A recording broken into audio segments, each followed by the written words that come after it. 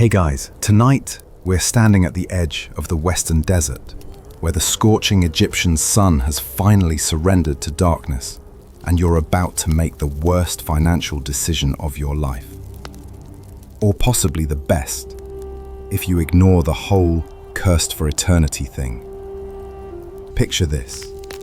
Your stomach growls with the particular hollow ache that comes from watching your children share half a stale flatbread for dinner, while just beyond those distant cliffs, the Valley of the Kings holds enough gold to feed your family for generations.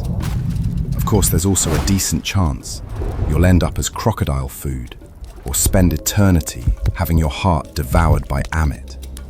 But hey, no risk, no reward, right? So before you get comfortable, take a moment to like the video and subscribe, but only if you genuinely enjoy what I do here. I love seeing where everyone's tuning in from.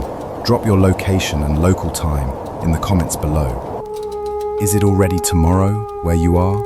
Are you listening to this under a full moon like our desperate tomb robber? Now dim the lights. Maybe turn on a fan for that soft background hum, and let's ease into tonight's journey together. You stand there, toes curling in the still warm sand, weighing options that shouldn't even exist in a just world. Behind you lies Memphis, where your family sleeps in a mud brick house that's one flood away from dissolution. Your eldest daughter's wedding dowry consists of 3 copper rings and a promise you can't keep. Your son's apprenticeship to the local scribe requires fees you don't have. The tax collector's last visit left you with bruises and a deadline. Before you spreads the Theban necropolis, where kings sleep surrounded by more wealth than living men can comprehend. Every Egyptian knows the stories. Rooms stacked with golden furniture, chests overflowing with precious stones, walls themselves plated with electrum that gleams like captured sunlight. The mainstream historical fact that archaeologists have confirmed is that a single royal tomb could contain over 5,000 individual artifacts, from tiny amulets to life-size golden statues. That's not mythology, that's inventory. But here's the quirky tidbit your local tavern keeper won't tell you. Many successful tomb robbers were actually the same workers who built the tombs. They knew every secret passage, every hidden chamber because they'd carved them with their own hands. Historians still argue whether the elaborate security measures in royal tombs were designed more to keep robbers out or to manage the inevitable betrayal from within. The desert wind carries whispers, not supernatural ones, though you'll encounter those soon enough, but human whispers. Word has spread through the workers' district like oil through linen. Someone who knows a guard. The guard knows when the Magi patrol changes shifts. There's a new tomb, they say, not fully sealed, its magical protections not yet activated. The priests haven't finished their rituals. The window of opportunity cracks open like a poorly fitted sarcophagus lid. You've heard these whispers before, dismissed them as the desperate fantasies of men who've forgotten the difference between dreams and delusions. But tonight feels different. Tonight, your youngest child's fever has returned, and the local physician won't even look at her without payment up front. Tonight, your wife didn't eat so the children could have her portion. Tonight, desperation has sharpened into something harder, something that cuts through fear like a copper chisel through limestone. The decision crystallizes in your mind like natron salt, drawing moisture from dead flesh. You know what tomb robbing means in both legal and spiritual terms. The mainstream courts will have you impaled if caught, a slow death where you'll watch hawks circle overhead, waiting for your struggles to cease. But worse than physical death is what awaits your car in the afterlife. Every Egyptian child learns that violating a tomb doesn't just steal from the dead, it breaks the cosmic order of Ma'at itself. You're not just risking your life, you're gambling with your eternal soul, yet here you stand, already making mental lists. You'll need tools, bronze chisels that won't spark against stone, ropes woven tight enough to hold a man's weight, oil lamps that burn steady without smoking. You'll need men too, but not just any men. You need those whose desperation matches your own, whose hunger overrides their fear of both Medjai and Mummy's curse. You need specialists, someone who can read hieroglyphs to navigate the tomb's warnings, someone small enough to squeeze through ventilation shafts, someone strong enough to move stone blocks that were never meant to move again. The irony isn't lost on you. To rob the dead, you need to organize like the living. You need what the Greeks would later call a techne, a craft, a skill set, a professional approach to an impious act. Tomorrow, you'll begin recruiting. Tonight, you simply stand here, letting the desert wind strip away your last reservations like sand abrading stone. In the distance, a jackal howls, Anubis's sacred animal, guardian of the necropolis. You choose to interpret it not as a warning, but as a welcome. After all, even gods appreciate audacity. The tavern reeks of beer, sweat, and desperation. A combination that, in your current state of mind, smells like opportunity. You've chosen the Drowned Ibis, specifically because it's where Memphis's construction workers drink away their meager wages and whisper about better days that never come. The establishment sits in the shadow of the great temple of Ptah, close enough to respectability that city guards rarely bother checking inside, far enough from virtue that honest men know to avoid it after dark. You nurse a jar of beer that tastes like someone fermented it in a sandal, scanning the room with the calculating eye of a man about to propose something unthinkable. The mainstream historical record shows that tomb robbing gangs in ancient Egypt typically consisted of 8 to 15 members, each with specialized roles. You're about to discover why such specific organization was necessary. Your first target sits alone in the corner, a man whose hands tell his story better than any papyrus could. Those fingers stained permanently black from years of holding pitch-soaked torches in airless tunnels belong to Amenhotep, the torchbearer. He's worked in more tombs than he can count, holding light for painters and carvers, until his lungs probably look like the inside of a cooking pot. More importantly, he knows how to keep flames burning in spaces where oxygen fears to tread, a skill that might mean the difference between success and suffocating in some forgotten chamber. The work's been thin lately, you begin, sliding onto the bench beside him. It's not a question. Everyone knows the current pharaoh has been more interested in military campaigns than monument building. Amenhotep's bloodshot eyes flick toward you, recognizing a fellow member of the Brotherhood of the Perpetually Broke. Thin as temple bread, he agrees, then pauses. Unless you know something I don't. You lean closer, dropping your voice below the general din. What if I told you there was work, nighttime work, the kind that pays in something heavier than copper?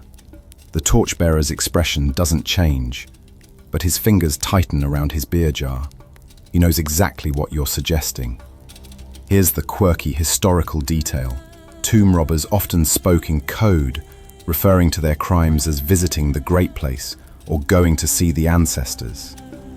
Historians still debate whether this was for security or if these euphemisms helped the robbers psychologically distance themselves from the sacrilege they were committing. I might know others who appreciate nighttime employment, Amenhotep finally says. But such work requires someone who can read the old writings. The ancestors, they like to leave messages for visitors. Which brings you to your next recruit. Kaim Waset, a junior priest who supplements his temple income by writing love spells and curse tablets for paying customers. You find him in the back room, bent over a pottery shard, carefully inscribing hieratic script that promises to make someone's rival impotent. He's exactly what you need. Educated enough to read hieroglyphs, corrupt enough to consider your proposal, and desperate enough to say yes. I know protective spells, Kaima Waset says after you've made your pitch, his voice barely audible above someone's drunken singing. Counter curses, ways to negotiate with the guardians. He tries to sound confident, but you catch the tremor in his words.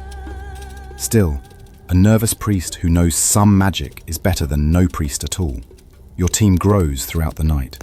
There's Paneb, a quarryman, whose muscles ripple like the Nile during inundation, and whose gambling debts ripple even wider. He can move stones that were meant to stay put for eternity. You recruit Thutmose, nicknamed the Rat, for his ability to squeeze through spaces that would challenge an actual rodent. Every tomb has ventilation shafts, and sometimes they're the only way around a sealed door. Then there's Seneb, a dwarf who works as a jeweler's assistant.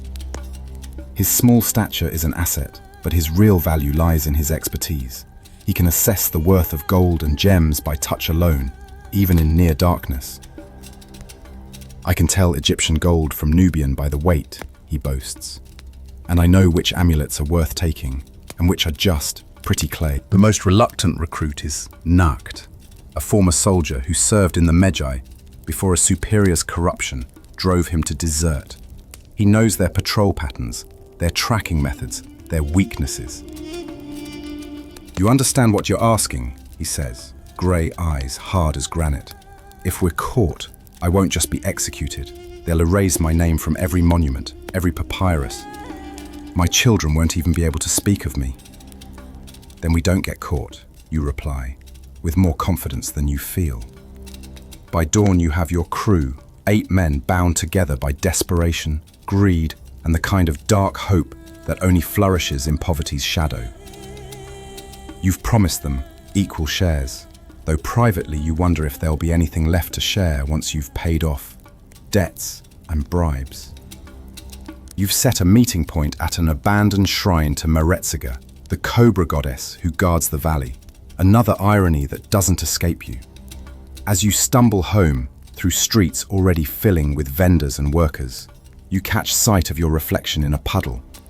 For a moment, you don't recognize the man staring back.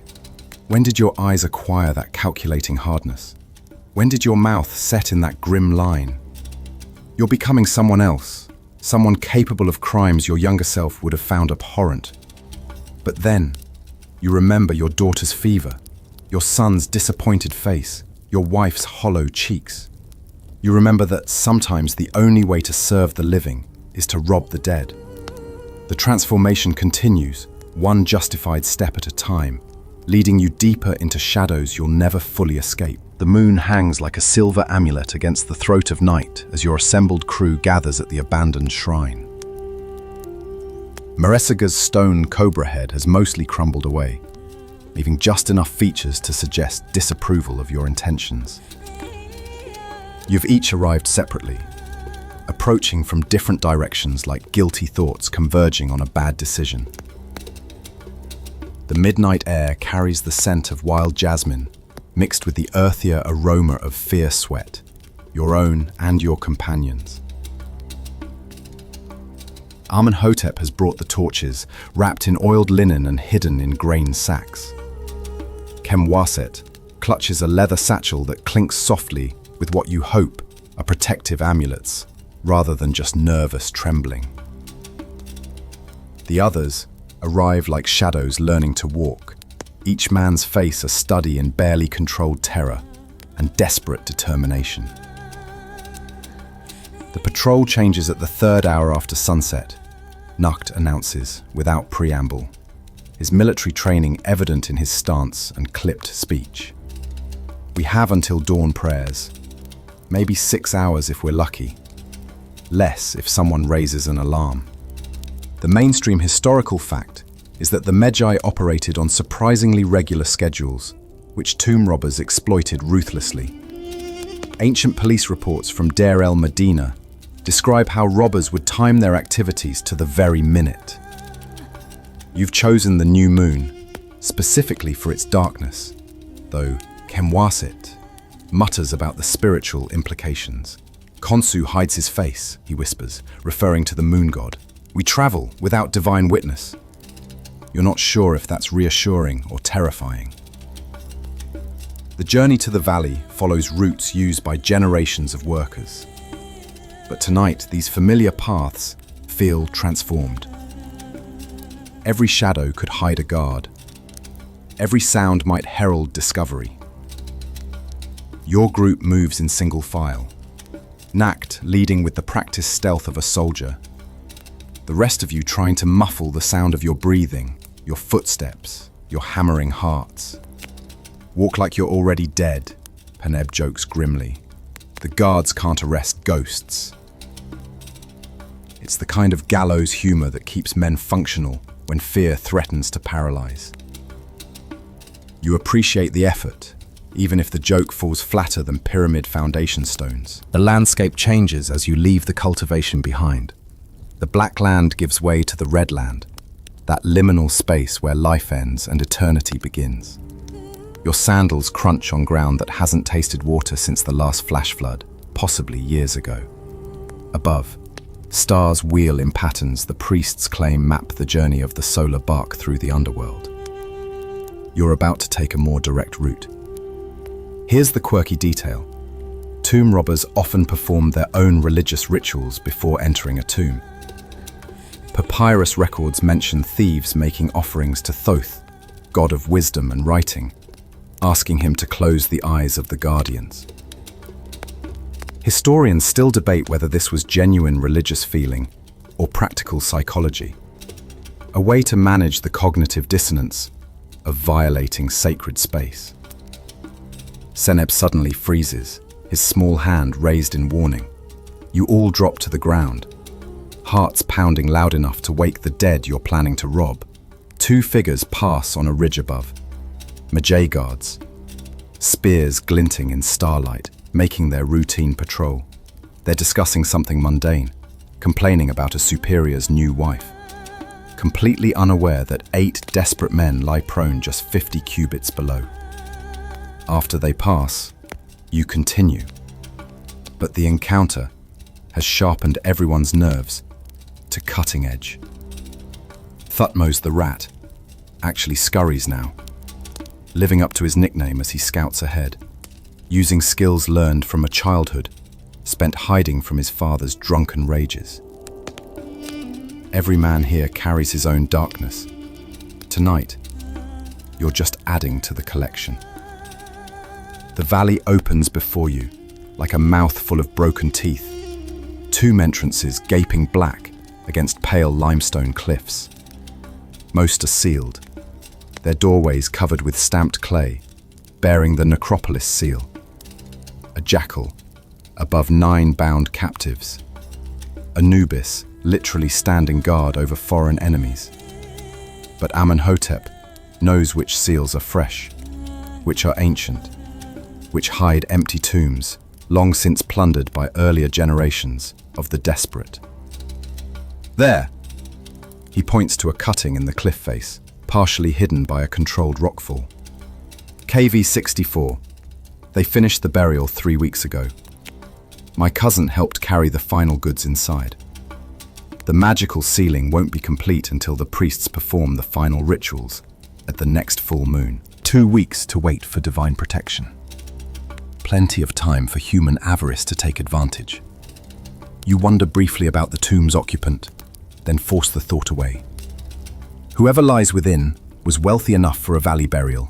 They can spare some grave goods for the living. The approach requires scrambling up a scree slope that seems determined to announce your presence with every sliding pebble.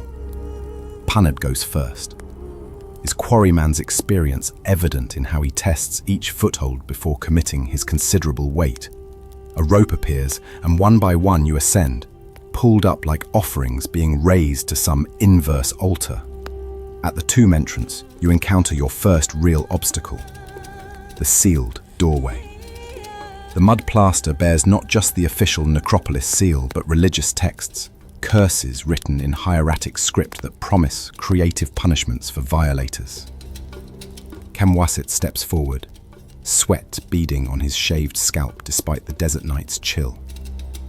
The usual formula, he murmurs, reading by the light of Amenhotep's carefully shielded torch. May he who disturbs the eternal rest be seized by the devourer. May his name be forgotten. May his children turn from his memory. He trails off, then produces a small knife. I need to break the words to break their power. You watch him carefully score through specific hieroglyphs, disrupting the magical circuit of the curse. It's probably meaningless, just clay and superstition. but you notice everyone relaxes slightly when he finishes. The human mind needs its rituals, especially when about to commit sacrilege. The actual breaking of the seal falls to Paneb, who approaches it like a sculptor approaching marble. He can't just smash through. You need to reseal it when you leave. Make it look untouched for as long as possible. He works with bronze chisels and infinite patience, removing the plaster in sections that can be replaced. Behind the seal, darkness waits like a living thing, exhaling air that hasn't touched the world since the funeral procession departed. The smell hits you, natron, old incense, and something else, something that speaks directly to the primitive parts of your brain that remember when darkness meant death. Well, Amenhotep says, lighting additional torches from his primary flame, the ancestors are expecting us.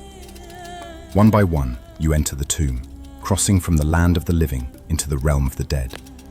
Behind you, the stars continue their eternal rotation, indifferent to the crime beginning below. You've made it this far, but the real challenges, physical and spiritual, wait in the suffocating darkness ahead.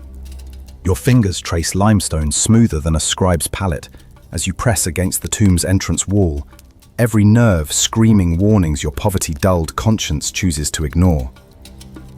The sealed doorway looms before you like a judge's pronouncement, its mud plaster surface inscribed with hieroglyphs that seem to writhe in Amenhotep's flickering torchlight. Beyond this threshold, kings sleep their eternal sleep, surrounded by enough wealth to feed a village for generations, or curse grave robbers for just as long.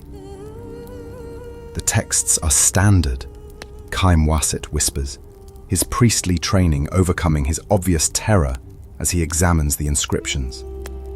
Pyramid text spell 534, invoking the protection of Osiris, Anubis, and, he swallows hard, Sekhmet in her role as plague bringer. The mainstream historical evidence confirms that tomb entrances often bore identical protective texts, copied from master templates kept in the House of Life. Scribes would simply fill in the deceased's name and titles, mass-producing divine protection like a supernatural assembly line. Paneb steps forward with his tools, muscles coiled with the controlled tension of a man about to strike a god. The plaster's still soft in places, he observes, running thick fingers along the seal's edges. They rush the job. Maybe the embalmers took longer than expected. He positions his bronze chisel against a hairline crack where the plaster meets stone, then pauses. Last chance to walk away. Nobody moves. Poverty has made philosophers of you all, and you've each concluded that a theoretical curse beats actual starvation. The first blow rings out like a bell in the desert silence, and you all flinch. Surely the sound carries to the Medjai posts. Surely the gods themselves hear this blasphemy. But no divine lightning strikes, no guards come running. Paneb works methodically, removing the sealed doorway in sections small enough to replace later, each piece carefully numbered in your mind for reassembly. Behind the plaster, you discover the real door, cedar wood from Lebanon, its surface covered in gold foil that catches the torchlight like captured sunshine. More hieroglyphs proclaim the tomb owners' names and titles: the Osiris, Amenemheb, overseer of the royal granaries, beloved of Pharaoh, true of voice. So your victim tonight managed the kingdom's food stores. The irony isn't lost on you, robbing a man who spent his life counting grain, while your own children hunger for bread. Here's the peculiar historical detail that most people don't realize. Tomb doors often contained hidden mechanisms, not magical, but mechanical. Historians still debate whether these represented actual security measures or merely psychological deterrents. Khaim Wasset runs his hands along the door's edges, feeling for the telltale depressions that might indicate triggers for sand fills or stone drops. Here, he breathes, finding a series of small holes near the door's base. They've installed something. Maybe just drainage for libations, but possibly. He doesn't finish the thought. You all know what possibly means in a tomb context. Thutmose the rat earns his nickname, dropping to his belly to peer through the holes with the kind of flexibility that makes you wince. I see bronze pins, he reports, voice muffled against the ground. Connected to something. Could be a release mechanism for sealing stones. This is where Nakt's military experience proves invaluable. Standard sapper procedure, he announces, producing a leather sack filled with wooden wedges. We brace the door for him before opening. If something's meant to drop, we give it nowhere to go. You spend an agonizing hour installing supports, each man working with the focused intensity of those who know one mistake means burial alive. Seneb, despite his small stature, or perhaps because of it, proves surprisingly adept at wedging timbers into spaces others can't reach. Like working under a jeweler's bench, he mutters, except the bench doesn't usually try to kill you. Finally, with braces in place and prayers to several contradictory deities muttered, Peneb applies leverage to the door. It swings open with a groan that sounds disturbingly like a dying man's last breath, revealing a darkness so complete it seems to swallow Amenhotep's torchlight. The smell hits you next, not the rot you expected, but something worse. Natron, yes, and old incense, but underneath lurks a chemical tang that makes your nostrils flare. Heket flowers, Khayyam Wasset identifies, covering his nose with his kilt's edge. Toxic if burned, they've mixed them with the purification incense. Amenhotep produces a small cage from his sack. You'd wondered about that, containing a desert sparrow. Mining trick, he explains, extending the cage into the tomb's mouth. If the bird lives, we breathe. You watch the tiny creature flutter, seemingly unaffected, though you notice it won't sing. Even animals know some places aren't meant for the living. The entrance corridor slopes downward at an angle that makes walking treacherous. Your sandals slip on dust laid down during construction and never disturbed since. On the walls, painted figures watch your progress. The deceased making offerings to various gods receiving divine acceptance, progressing through the underworld's challenges. In one scene, Amenemheb presents grain to Osiris while Thoth records the offering. You're about to make your own withdrawal from his eternal accounts. Stop, Seneb hisses suddenly. His jeweler's eye has caught what others missed. A thin line of gold wire stretched across the corridor at ankle height. Trip line, nearly invisible unless you know to look. Nakt examines it with professional interest. Clever. Low enough that torchlight won't catch it. High enough to catch a rushing thief's foot. Follow it to the walls. Ah, he points to cleverly concealed holes. Spring-loaded spears, most likely. Step on the wire, get skewered from both sides. The solution requires everyone to step over very carefully, each man placing his feet exactly where the person before him has proven safe ground. It's like a deadly dance, choreographed by paranoid architects who assumed, correctly, that someone like you would eventually come calling. Past the tripwire, the corridor continues its descent. The walls grow damper, suggesting you're approaching the water table. Tomb builders often dug deep deliberately, making flooding a constant threat to thieves who breached the wrong wall. Your torches flicker in air that grows thicker with each step, heavy with 3 weeks of sealed stillness and whatever else the embalmers left behind. Then you see them, the first set of sealed doorways leading off the main corridor. Each bears different inscriptions, different promises of treasure or damnation. The architect has presented you with choices, knowing that grave robbers' greed often exceeds their planning. Choose wrong, and you might waste precious hours breaking into empty storage rooms or, worse, trigger defenses you're not prepared for. The inscriptions are deliberately confusing, Khayyam Wasset admits, squinting at hieroglyphs that seem to shift in the unsteady light. This one claims to hold canopic jars, but the grammar is wrong. Intentionally wrong, I think. And this one, he trails off, face paling beneath his torch's glow. This one promises the embrace of Serket, The scorpion goddess isn't known for gentle hugs. You realize you're standing at a crossroads, designed by someone who understood human nature all too well. Multiple passages promise multiple opportunities for error. The tomb's architect has transformed geometry into psychology, using your own desperation against you. We need to think like them, you say, surprising yourself with the clarity of your reasoning. Where would you put the real treasures? Not behind the obvious doors, not where thieves expect. And that's when you notice it. A section of wall that looks almost too plain, too unremarkable. No inscriptions, no paintings, just smooth limestone that happens to be a slightly different shade than the surrounding stone. Someone has worked very hard to make this spot forgettable. There, you point. That's where we dig. Paneb's bronze chisel bites into the unmarked wall with a sound like teeth grinding through bone. The limestone here is different. Newer mortar hastily applied over older stone, a patch job that confirms your suspicions. Someone sealed this passage after the original construction, probably during the burial itself when they realized the tomb's standard security wasn't enough for whatever lies beyond. The mortar's mixed with crushed pottery, Paneb observes, pausing to examine the debris. And is that hair? Indeed, dark strands wind through the plaster like tiny serpents. Kimwaset goes rigid beside you, recognizing what you're only beginning to understand. Execration mortar, he whispers.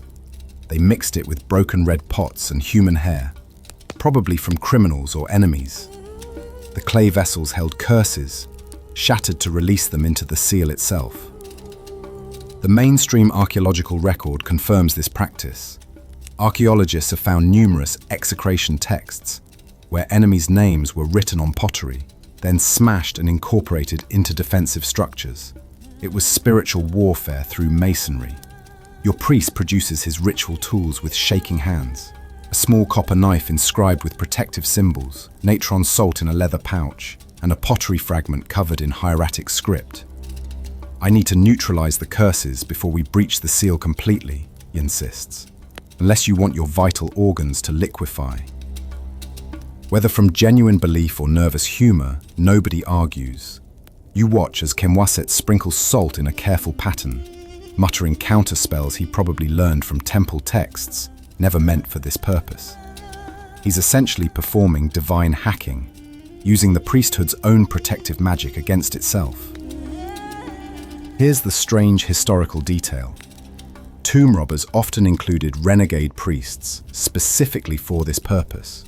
Historians still debate whether these counter-curses had any effect beyond psychological comfort, but records show that gangs with priestly members had higher success rates, though whether from magical protection or simply better literacy remains unclear. The seal breaking takes 2 hours. 2 hours of careful chiseling, curse neutralizing, and jumping at every sound that might herald discovery. Seneb keeps watch at the main corridor, his small frame allowing him to peek around corners without exposing himself. Tutmose helps Paneb by clearing debris, his thin fingers perfect for extracting rubble from tight spaces without causing collapse. Almost through, Paneb grunts, sweat streaming down his face despite the tomb's chill. There's definitely space behind here. I can feel air movement. With a final strike, a section of wall crumbles inward, revealing darkness that seems denser than what you've encountered so far. Amenhotep extends his torch through the gap, illuminating a narrow passage that the original tomb plans definitely didn't include. The walls here are rough-hewn, tool marks still visible, a rush job that speaks of last-minute paranoia. They changed their minds during construction, Nukt observes with professional interest. Probably realized the standard tomb layout was too well known. Every thief in Memphis has cousins who work in the necropolis, so they added this. He gestures at the improvised passage. Off the books, off the plans, off the mental map every tomb robber carries. Single file, you squeeze through the gap Paneb has created. The passage is so narrow, your shoulders scrape both walls, and you fight rising panic at the thought of getting stuck here. dying like an insect in amber. Behind you, someone, probably Amenhotep, mutters a continuous stream of prayers that blend together into white noise against your fear. The passage opens abruptly into a chamber that makes you forget to breathe, not from awe at treasures, not yet, but from the chamber's deliberate wrongness. The ceiling is too low, forcing you to crouch. The walls angle inward at a degree that makes your eyes water trying to focus. This room was designed to disorient, to make thieves uncomfortable enough to rush, to make mistakes. Psychological warfare, Nacht appreciates grimly. Make the enemy fight on ground that disturbs them. Brilliant. But it's Khemwaset who notices the real threat. The floor, he hisses, grabbing Paneb's arm before the big man can step forward. Look at the floor. In the torchlight, you see what he means. The chamber's floor is covered in hieroglyphs, not painted but carved deep into the stone. They spiral out from the center in a pattern that hurts to follow. Text overlapping text in layers of meaning. And at the center of the spiral, a cartouche larger than the others, the throne name of Amenemheb. It's a ritual binding, your priest explains, voice tight with genuine fear. Step on the name, you become bound to the deceased. His car can follow you out, inhabit your shadow, feed on your life force. He swallows hard. I've seen the results in temple records. Thieves found dead days later, unmarked but desiccated, aging decades in hours. So we don't step on it, Seneb says practically. We go around. But the chamber's designer anticipated this. The spiral covers the entire floor, mathematical in its precision. To reach the far door, you must cross the text. There's no architectural way to avoid it, only spiritual ones. Khemwaset opens his satchel again, producing items that make you wonder exactly what kind of priest he is. A mummified cat's paw, a vial of what looks disturbingly like blood, 7 copper nails, inscribed with symbols that seem to writhe in the flickering light. I can create a bridge, he says reluctantly, a spiritual causeway over the binding, but it requires... He trails off, then looks directly at you. It requires a sacrifice. Blood from the gang's leader. Just a few drops, but freely given. The others turn to you, and you realize that somewhere between recruiting these men and breaking into this tomb, you've actually become their leader.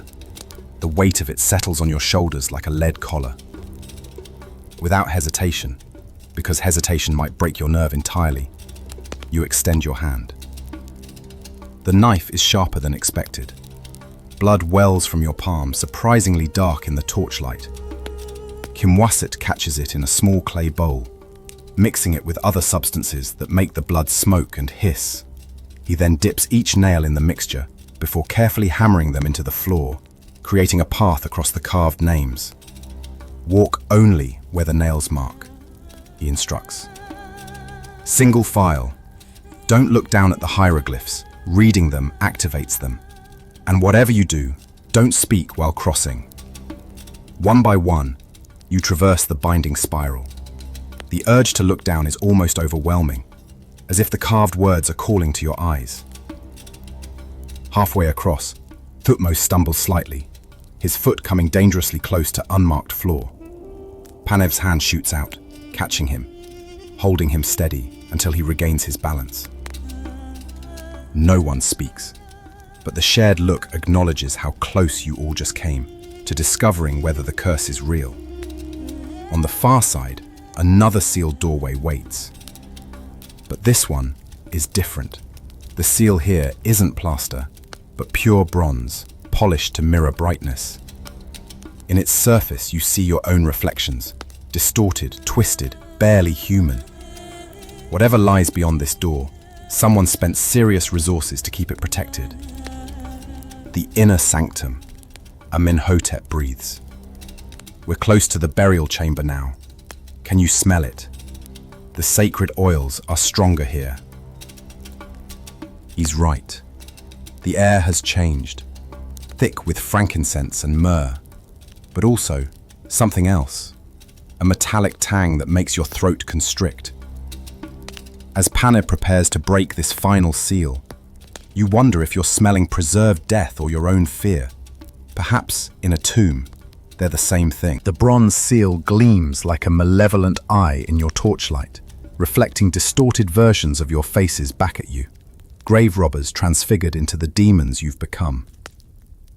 Paneb runs his hands over the metal surface, searching for weak points, but bronze doesn't yield like plaster or limestone. This barrier was meant to last until the sun itself grows cold.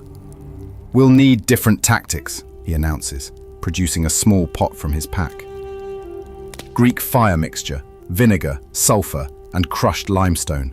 It won't melt bronze, but it'll weaken the joints where metal meets stone." The mainstream historical fact is that ancient thieves were surprisingly sophisticated chemists, using acidic compounds centuries before their properties were scientifically understood. Tomb robbery records from the 20th dynasty describe similar techniques in detail that would make a modern burglar envious. As Paneb works his corrosive magic on the door's edges, the rest of you huddle in the chamber's oppressive confines. The psychological warfare of the architecture continues its assault. Walls that seem to lean inward, angles that don't quite add up, a ceiling that feels lower each time you glance at it. Amenhotep's torches cast shadows that move independently of their flames, though that might just be your exhaustion playing tricks. "Listen," Thutmose suddenly whispers, pressing his ear against the stone wall. "Do you hear that?" You all freeze, straining to detect whatever has caught his attention. At first, nothing. Then you hear it too. A sound like breathing, but not quite. More like air moving through hidden spaces, the tomb's ventilation system creating acoustic illusions that sound disturbingly organic. "The tomb breathes," Kenwaset mutters, clutching his protective amulets. The ancient texts speak of it, the architect's ultimate trick, making the tomb seem alive, aware, watching. Here's the quirky detail. Some tomb builders incorporated elaborate ventilation systems, not just for airflow during construction, but specifically to create unsettling sounds after sealing. Historians still argue whether this was intentional psychological warfare or merely an unintended consequence of practical engineering. The bronze seal begins to smoke as Paneb's mixture does its work. The acrid stench makes your eyes water, mixing with the sacred oils to create a smell that belongs in no earthly realm. After an eternity that the water clock would measure as merely an hour, the weakened metal finally yields to Paneb's pry bar with a shriek that echoes through stone corridors like a birthing scream. Beyond lies not another passage, but a shaft dropping straight down into darkness, so complete it seems solid. Amenhotep lowers a torch on a rope, counting slowly as it descends. 10 cubits, 20, 30. There, I see bottom. The flickering light below reveals another passage, this one running perpendicular to your current position.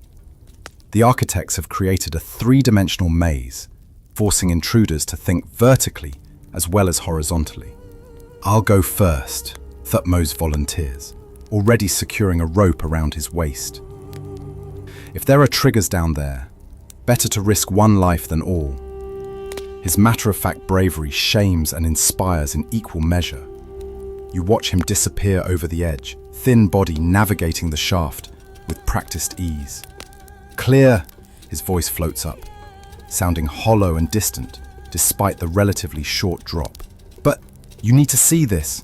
One by one you descend, Nacht goes last, military training evident in how he maintains watch until the final moment. The shaft's walls are smooth as glass, carved, not natural, and polished to prevent climbing without ropes. If someone cut your lines from above, you'd die here, trapped like offerings in a ritual pit. The lower passage immediately presents new challenges. The floor is covered in sand, but not ordinary sand. It glitters with crushed crystals that crunch unnaturally under your sandals. Kenwaset kneels, examining the material with growing alarm. Natron mixed with crushed glass, he identifies. It'll preserve footprints indefinitely. Anyone checking the tomb will know exactly how many intruders came through, which direction they went, how long they stayed. So we've already left evidence, Seneb observes glumly. Evidence only matters if we're caught, you reply, projecting confidence you don't feel. Keep moving. The passage walls here tell a different story than the upper levels. Instead of standard afterlife scenes, these paintings depict warnings, graphic illustrations of what happens to tomb robbers. In one panel, a thief is being devoured by Amit while still alive, his screaming face rendered in exquisite detail. Another shows robbers trapped in walls of sand, suffocating eternally. The artist had both skill and a sadistic imagination. Propaganda, Nacht dismisses. But his voice lacks conviction. You're all breathing harder now, though whether from exertion or the increasingly thick air remains unclear. The oxygen down here has a used quality, like breathing through wet linen. Ahead, the passage splits into 3 identical corridors. No inscriptions mark them, no paintings differentiate their purposes. The architect offers pure chance, knowing that grave robbers rarely have time for systematic exploration. Choose wrong, and you might waste precious hours or trigger defenses in decoy passages designed specifically to kill. The middle path is too obvious, you reason aloud. The left too sinister, literally the unlucky side. So right. Unless they anticipated that logic, Seneb counters. Maybe they want us to overthink, while the treasure sits in the obvious middle path. This sparks a debate that burns precious time. Every opinion has merit, every choice potentially fatal. Finally, Kemwaset produces 3 pottery shards from his dwindling supply kit. We'll let the gods decide, he announces, scratching different symbols on each shard. Thoth for wisdom, Ta for craftsmanship, Konsu for travelers in darkness. He casts the shards like dice. They clatter across the crystal-embedded floor with a sound like breaking teeth. 2 land face down, but the third, Ptah, points clearly toward the left passage. The craftsman god guides us to crafted treasures, Kemwaset interprets, though you suspect he's making theology up as he goes. The left passage immediately validates or condemns your choice. The floor slopes sharply downward, and the walls begin sweating moisture that makes the torches sputter. You're definitely below the water table now, held back only by the architect's skill and whatever waterproofing techniques they employed. One breach in the wrong wall, and the Nile's underground cousins will rush in to reclaim this space. Then Amenhotep stops so abruptly that Paneb walks into him. Light, the torchbearer whispers. There's light ahead, faint, but that's not torchlight. You all see it now. A ghostly phosphorescence emanating from somewhere ahead. Not the warm glow of flames, but something cold, chemical, wrong. Your rational mind knows it must be some mineral deposit, some natural phenomenon. Your primitive brain, the part that still believes in monsters, screams warnings. Foxfire, Kemwaset identifies, voice professionally calm despite the sweat streaming down his face. Fungus or minerals that glow in darkness. The embalmers might have cultivated it deliberately, another psychological defense. Pressing forward through the unnatural light, you finally emerge into a chamber that makes your previous ordeals seem like mere rehearsal. The room is vast, ceiling lost in shadows despite your torches. But it's what covers every surface that stops you cold. Metal. The walls, floor, and what you can see of the ceiling are all sheathed in copper that has developed a green patina, making the entire chamber look diseased. A Faraday cage, Nacht breathes, using a Greek term you don't recognize. I saw something similar in Alexandria. It's supposed to trap spirits, prevent the car from escaping. He pauses, realization dawning, or prevent it from leaving once grave robbers enter. Standing at the threshold of this copper prison, you finally understand the full scope of what you've committed to. This isn't just a tomb. It's a trap, designed by someone who expected thieves, planned for them, and decided to make their violation part of the tomb's eternal function. You're not robbing the dead. You're completing a ritual the architect began, decades. The copper-walled chamber, hums with a resonance that sets your teeth on edge, as if the metal itself is vibrating at some frequency just below human hearing. You step inside cautiously, and the temperature drops immediately. Not the natural coolness of depth, but something that feels actively hostile to warm-blooded life. Your breath mists in the air, an impossibility in Egypt's climate, even underground. "Don't all rush in," Nukt commands, holding out an arm to block the others. "2 at a time, maximum. Watch the ceiling." His soldier's instincts prove prophetic. As Paneb follows you inside, a grinding sound echoes through the chamber, stone on stone, mechanical and deliberate. Above, massive granite blocks begin sliding along concealed tracks, their movement triggering others in a cascade of choreographed geology. The mainstream historical record confirms that Egyptian architects incorporated complex counterweight systems into tombs, some so precisely balanced that they remained functional for millennia. What you're witnessing is engineering elevated to malevolent art. "The door!" Thutmose shrieks, diving back toward the entrance. But bronze panels are already sliding from hidden wall recesses, moving to seal the only exit. The architect's patience spans centuries. All those years waiting for grave robbers stupid enough to enter his masterpiece. And now you've validated his paranoid genius. Paneb throws his considerable bulk against the closing barriers, but bronze backed by stone mechanisms laughs at human muscle. The panels meet with a click of finality that echoes in your chest like your heart stopping. For a moment, panic threatens to unmake you all. 8 men realizing they've become funeral goods in someone else's tomb. "Stop," you command, surprising yourself with the steadiness of your voice. Panic is what kills. Think, every trap has a release. The workers who set it needed a way out. Kaimwaset, pale as a temple statue, forces himself to examine the sealed entrance. "Truth," he confirms, finding hieroglyphs previously hidden by shadow. "Here, instructions for the mechanism." But his face falls. They're in the sacred script, the old writing. "I can read basic hieratic, but this..." "Try," you insist, "we have time." Though looking at your dwindling torches, you wonder if that's true. As your priest struggles with archaic grammar, the rest of you explore your copper prison.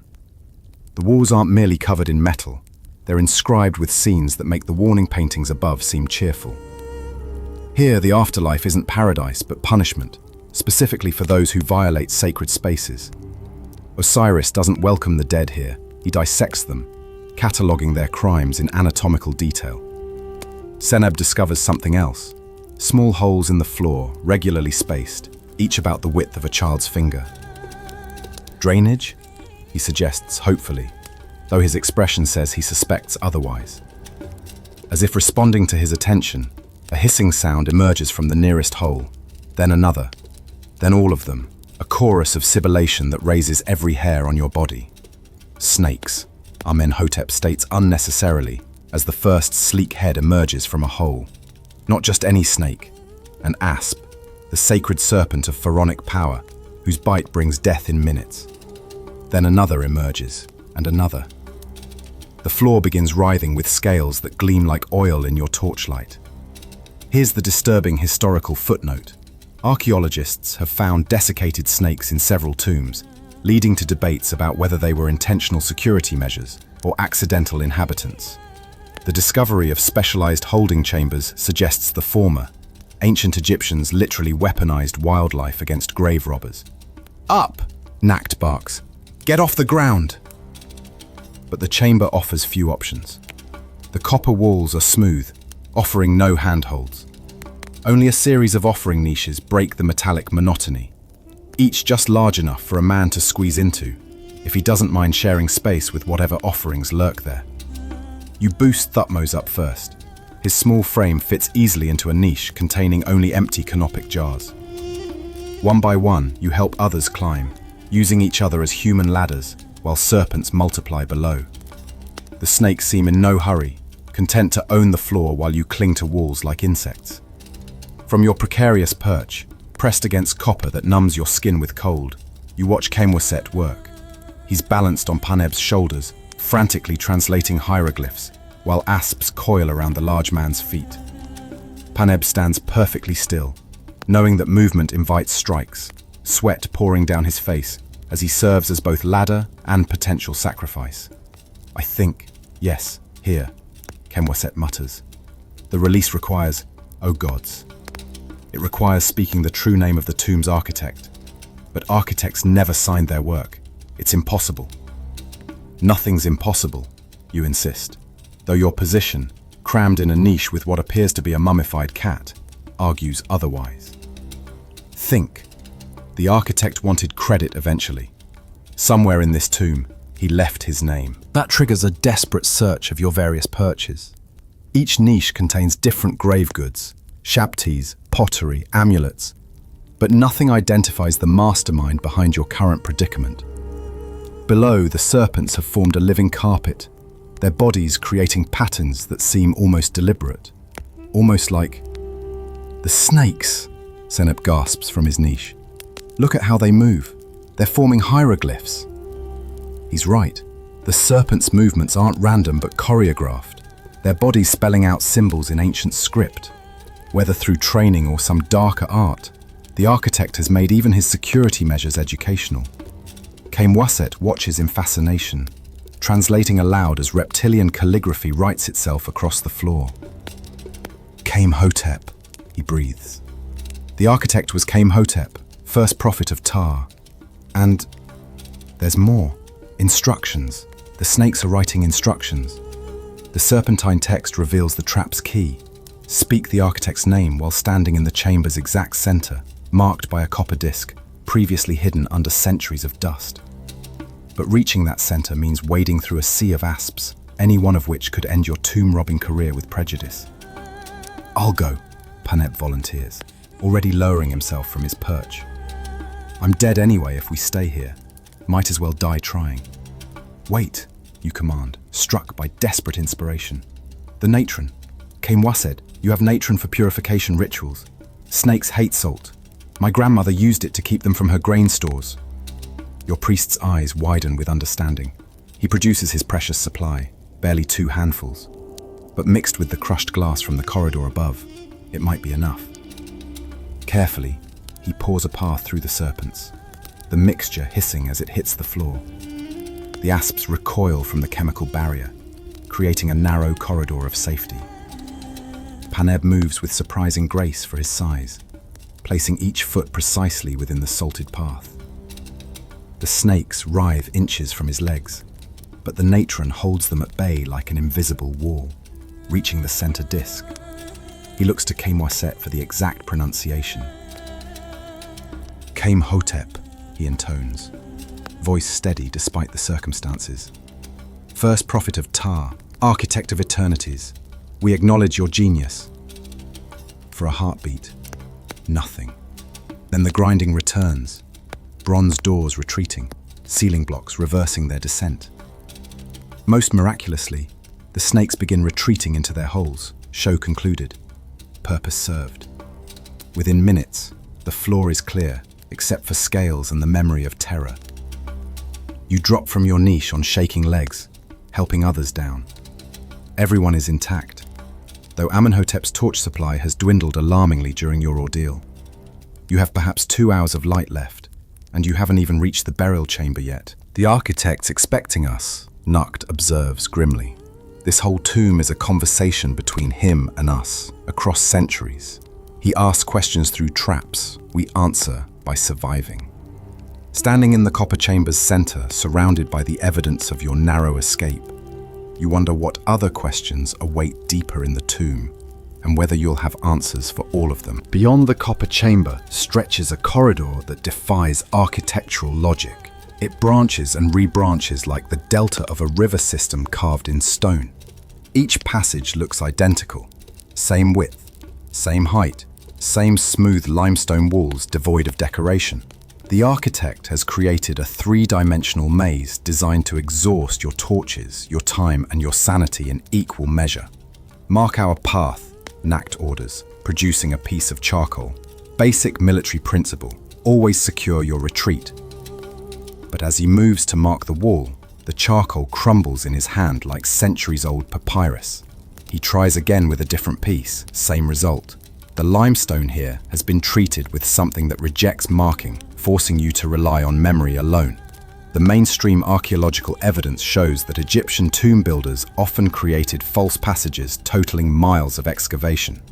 The tomb of Ramesses Thieves contains 17 dead-end corridors for every one that leads somewhere meaningful.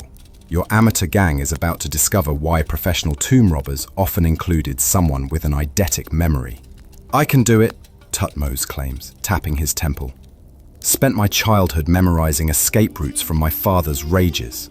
3 lefts, 1 right, 2 more lefts, straight for 30 paces. I'll remember. You have no choice but to trust him. The group proceeds, with Thutmose leading, calling out each turn, while mentally constructing a map no papyrus could hold. Left here, right there, straight where the passage splits 3 ways. Some corridors end in blank walls, forcing backtracking that burns precious torch time. Others loop back on themselves in ways that shouldn't be possible given the basic laws of geometry. We're going in circles, Paneb complains after what feels like hours but is probably less than 1. That crack in the wall, I've seen it before. No, Thutmose insists, though sweat beads on his forehead from the effort of maintaining his mental map. Similar crack, different location. The architect repeated elements to create false memories. Trust me. Here's the unsettling historical detail. Some tomb mazes included passages that were deliberately built to be psychologically disturbing. Historians still debate whether ancient Egyptians understood concepts like sensory deprivation and spatial disorientation, but the effects on tomb robbers were well documented. Men found days later, dead from thirst mere meters from water sources they could no longer locate. Kayamwaset stops suddenly, pressing his ear against the wall. Listen, he whispers. Do you hear that? You all pause, straining to detect whatever has caught his attention. Then you hear it, a rhythmic thumping, like a massive heartbeat echoing through stone. The Nile, Amenhotep identifies. We must be near the river channel. That's the current hitting some structure, maybe an underground pier. The sound orients you slightly. If you can hear the river, you're moving east, toward the cultivation, rather than deeper into the desert. But is that where the burial chamber lies? Or is this another misdirection? A new problem emerges as you continue. The passages are no longer level. Some angle sharply upward. Others descend at slopes that require careful climbing. You're navigating not just horizontally but vertically, and Thutmose's mental map must now work in 3 dimensions. His muttered recitations become increasingly frantic. Up 17 degrees for 20 paces, level for 30, down at 23 degrees. Then, disaster strikes. Seneb, scrambling up a particularly steep incline, dislodges a stone that wasn't meant to move. The grinding sound returns, not localized this time, but omnipresent, as if the entire labyrinth is reconfiguring itself. Walls shift, passages seal, new openings appear where solid stone existed moments before. Run, Nukt commands. But run where? The maze is reshuffling itself like a living thing, and Thutmose's carefully maintained map is now worthless. You flee through passages that might not have existed minutes ago, the group's cohesion dissolving into panic. You grab Amenhotep's arm. He has the torches, making him the most vital member now. Together, you stumble through shifting corridors, collecting others as you go. Kayamwaset chants protective spells that sound more like curses. Paneb simply puts his head down and charges forward, trusting momentum over strategy. When the grinding finally stops, you count heads. 6. You're missing 2. No, there's Seneb, emerging from a passage that definitely wasn't there before. 7. But where's... Help! Thutmose's voice, muffled and distant. You follow the sound through a passage narrow enough that Paineb has to turn sideways. There, in an alcove that the reconfiguration created, Thutmose stands perfectly still. Around his ankle, a bronze shackle has emerged from the floor, pinning him in place. "Pressure plate," he explains, voice admirably calm for someone trapped in a pharaoh's tomb. "I stepped wrong when the walls moved. If I shift weight, something bad happens. Probably to all of us." This is the architect's cruelest joke yet. Not killing the tomb robber, but making him a liability to his companions. Leave him, and you lose your navigator. Try to free him, and you might trigger whatever consequence his trapped foot is preventing.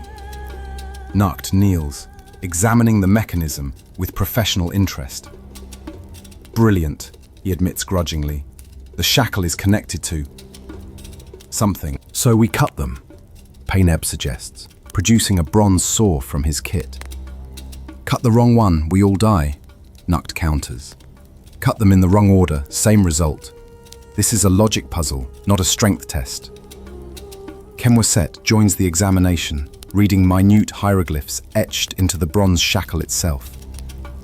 "It's a riddle," he announces. "Of course it is. The morning sun rises in the west for those who journey through the Duat. The evening sun sets in the east for those who would steal from the dead. Where does the midnight sun shine for the thief who would be free?" "Nowhere," Seneb says immediately. "There is no midnight sun. That's the answer. Nowhere." "Too simple," you counter, thinking. This architect doesn't ask simple questions. The Duat is the underworld where directions reverse, if morning and evening are reversed. "Below," Amenhotep interrupts. "The midnight sun shines below. In the underworld, the sun travels beneath the earth. The answer is down." You look down. There, barely visible beneath dust and centuries, is another hieroglyph. The symbol for release, written in the archaic script, but it's positioned directly under Thutmose's trapped foot. To press it, he'd have to put his full weight on the pressure plate, triggering whatever death the architect prepared. "I'll do it fast," Thutmose decides. "Press and jump. Maybe I can clear the—" "No," you interrupt. "We do this smart. Paineb, can you lift him? Straight up, minimal lateral movement." The large man nods, positioning himself behind Thutmose. On 3, 1, 2. On 3, Paineb lifts Thutmose bodily, while you dive forward, pressing the release glyph. The shackle springs open just as a spray of acid erupts from holes where Thutmose had stood. The limestone floor hisses and bubbles, melting like wax. If he'd tried to jump clear, he'd have landed in that caustic bath. "The architect plays fair," Nakt observes. "Deadly fair, but fair. Every trap has a solution if you think like him. With Thutmose free but shaken, you resume navigating the reset maze. But now you notice something. The reconfiguration wasn't random. The new passages funnel you in a specific direction, offering false choices that all lead to the same destination. The architect is done playing with you. He's ready to show you what you came to steal. The final passage opens into a chamber that makes you forget the ordeal of reaching it. Painted on every surface are maps, not of the underworld or celestial spheres, but of the tomb itself. The complete layout spreads before you in perfect detail, including the very chamber where you stand. And there, marked with the cartouche of Amenemheb, is the burial chamber. It's directly below you, accessible through a shaft, hidden behind what appears to be a solid wall, but is actually a pivoting stone. "He's showing us the way," Kemwaset breathes. "Why would he?" Then his face pales. "Unless he wants us to find the burial chamber, unless that's where the real trap waits." Looking at the map, seeing the direct route to unimaginable wealth, you realize you've been thinking too small. The architect hasn't been trying to keep you out. He's been testing you, preparing you, ensuring only the clever reach the final test. Whatever waits in that burial chamber, it's not just treasure. The painted map mocks you with its clarity. Every passage you've stumbled through, laid out in perfect architectural precision. your hours of terrified wandering reduced to simple lines and angles. But it's the sections you haven't reached that draw your attention, particularly a series of chambers marked with hieroglyphs that Wasit translates with growing unease. The Hall of Two Truths, he reads, the chamber of justified deception, the gallery of unworthy offerings. His finger trembles as it traces the path. These aren't tomb chambers, they're judgment halls. The architect built a miniature underworld, a practice run for the afterlife. Amenhotep counts his remaining torches. 4 left, perhaps 3 hours of light if you're conservative. We can't explore it all, he states flatly. Pick a path to the burial chamber and commit. But the map shows 3 separate routes to Amenemheb's final resting place, each passing through different challenges. The first leads through chambers labeled with warnings about testing the body. The second promises to weigh the heart against gold. The third, most ominously, simply states, for those who would join the eternal household. The first path, Nacht votes immediately. I trust my body over my heart or soul any day. The mainstream historical record confirms that elaborate tomb defenses often included physical challenges based on afterlife mythology. Archaeologists have found chambers with balance beams over pits, walls that required specific climbing sequences, and passages that could only be navigated by contorting the body in ways that mimicked ritual poses. Following the map's guidance, you locate the pivoting stone, obvious now that you know to look for it, invisible if you didn't. Paneb applies pressure to the exact spot indicated, and a section of wall rotates silently on some hidden axis, revealing yet another descending passage. The craftsmanship is so precise that not a grain of sand marks the pivot point. This corridor is different from the others. The walls are carved with reliefs so deep they're almost sculptures. Human figures in various poses of physical exertion. Some climb endless walls, others balance on narrow beams. Still others squeeze through spaces that seem to compress their very bones. It's a catalogue of bodily trials, and you're about to experience them firsthand. The first chamber delivers on its promise immediately. The floor is a grid of raised platforms, each just wide enough for a single foot, separated by gaps that drop into darkness. But here's the cruel twist. The platforms are at different heights, forcing you to not just balance but constantly adjust your stance. One wrong step means falling into whatever the architect considered an appropriate punishment for clumsy grave robbers. I'll test it, Tutmos volunteers, his small frame and proven agility making him the obvious choice. He steps onto the first platform, arms outstretched for balance. It's stable, but the platform begins to sink under his weight, forcing him to quickly hop to the next. They're on timers. Each one only holds for a few seconds. What follows is a desperate dance across the chamber. Each man following the path Tutmos blazes, jumping from platform to platform before they can sink too far. Sineb struggles, his shorter legs making some leaps nearly impossible. Paneb simply bulls through, accepting scraped shins over careful calculation. By the time you all reach the far side, everyone sports bruises and torn clothing, but you're intact. The second chamber raises the stakes. Here's the peculiar historical detail. Tomb architects sometimes included challenges that required cooperation, ensuring that lone thieves couldn't succeed. Historians still debate whether this was intentional social engineering or just practical design. The room contains a massive balance beam stretched across another dark pit. But the beam isn't fixed. It pivots on a central fulcrum, and hieroglyphs make clear that it must remain level throughout your crossing. Too much weight on either end, and the whole thing tips, dumping everyone into the abyss. We go in pairs, you decide, equal weights on opposite ends, moving in synchronization. The pairing is crucial. Paneb and Nacht have similar bulk. You match reasonably with Amenhotep. Wasit and Sineb balance each other, while Tutmos, the lightest, must go alone but exactly in the center. It's a puzzle of mass and momentum, solved through careful choreography. Together, Nacht counts. Step, pause, step, pause. The beam groans but holds level as you perform your bizarre ballet above certain death. Halfway across, Paneb stumbles slightly, the beam tilting alarmingly before he recovers. Everyone freezes, hearts hammering, then continues the careful progression. The third trial abandons subtlety entirely. The chamber's ceiling is studded with holes, and as soon as you enter, streams of sand begin pouring from them. Not quickly at first, but steadily, inexorably. The only exit is high on the opposite wall, reachable only by climbing holes carved into the stone. But here's the thing. The holes are spaced for someone tall, and they're already beginning to fill with sand. "Climb!" you shout, stating the obvious. "Fast!" It becomes a race against burial. The sand rises with nightmarish steadiness, already at your ankles as you reach the wall. Paneb boosts Tutmos, who scampers up like his namesake. From above, Tutmos drops a rope, but the sand is at your knees now, making movement sluggish. One by one, you ascend, pulled by those above while pushing those below. The sand reaches waist height, then chest.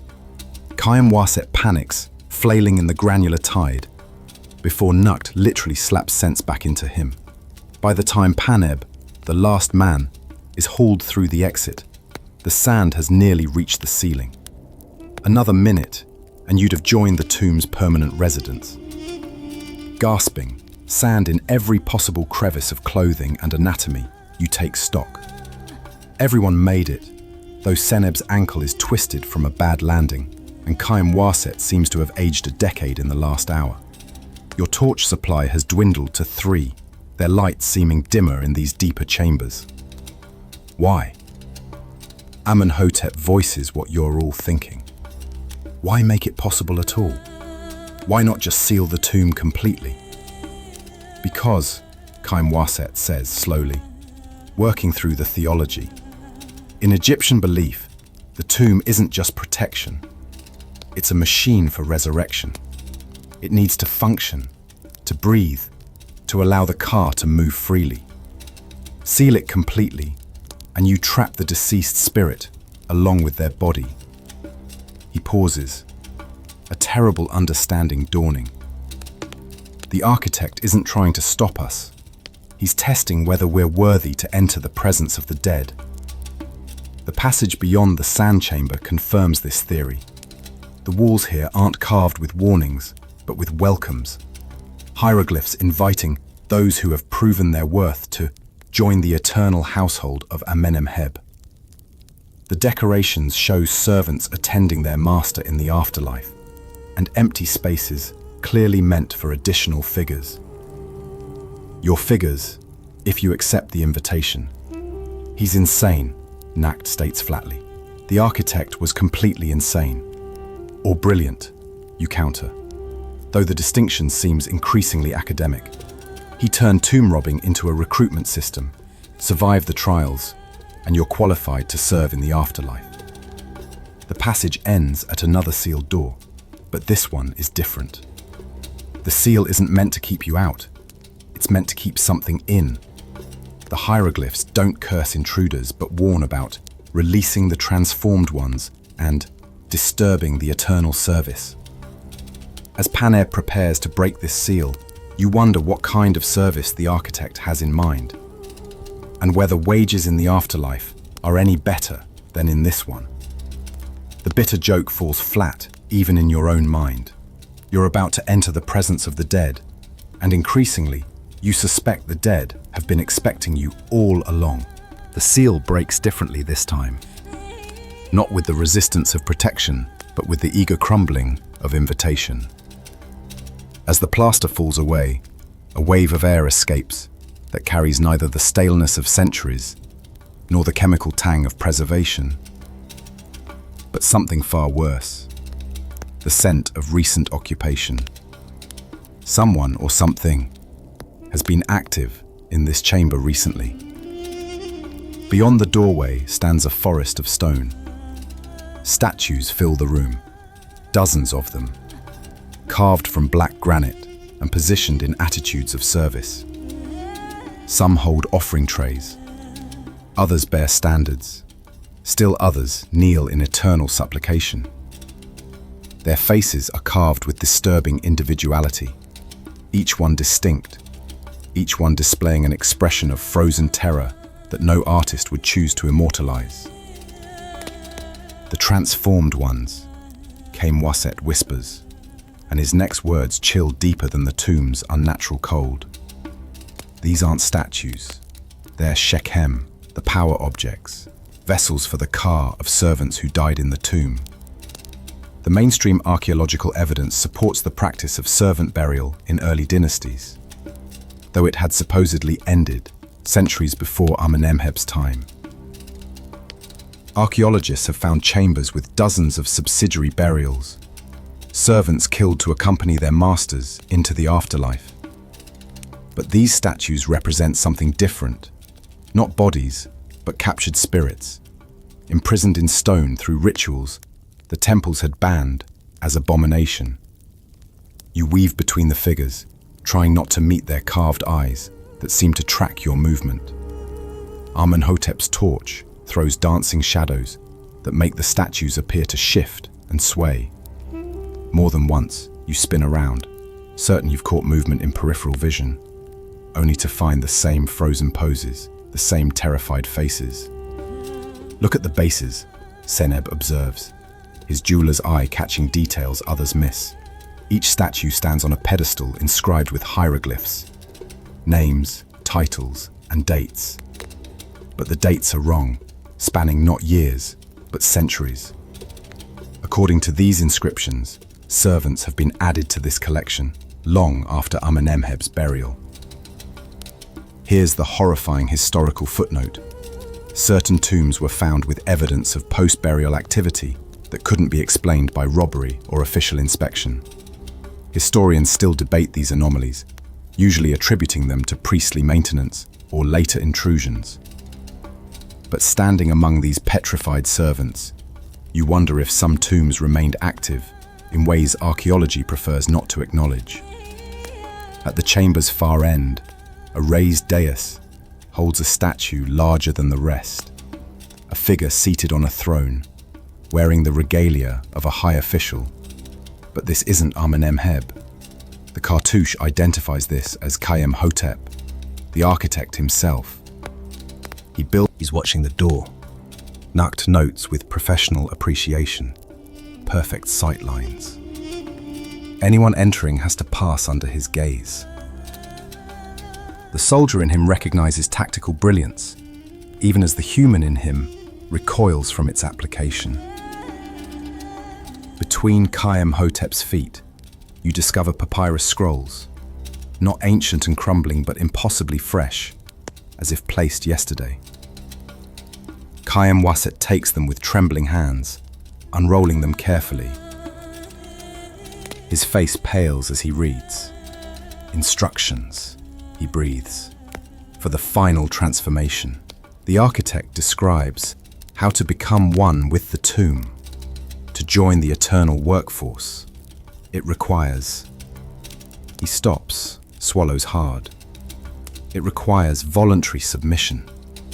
The servant must choose their transformation, speak the words of binding while standing in the designated spot. Mad, Paneb spits. Completely mad. Who would choose such a thing? But looking at your companions' faces, you see the terrible logic taking hold. Men desperate enough to rob a tomb might be desperate enough for darker bargains. Eternal servitude beats starvation, after all. The architect understood poverty's arithmetic, how it makes the unthinkable seem reasonable. The burial chamber is beyond, Thutmose reports from where he's been scouting. Through that doorway, I can see gold reflecting our torchlight. The promised wealth lies just steps away, but navigating the servant statues feels like crossing a battlefield of frozen soldiers.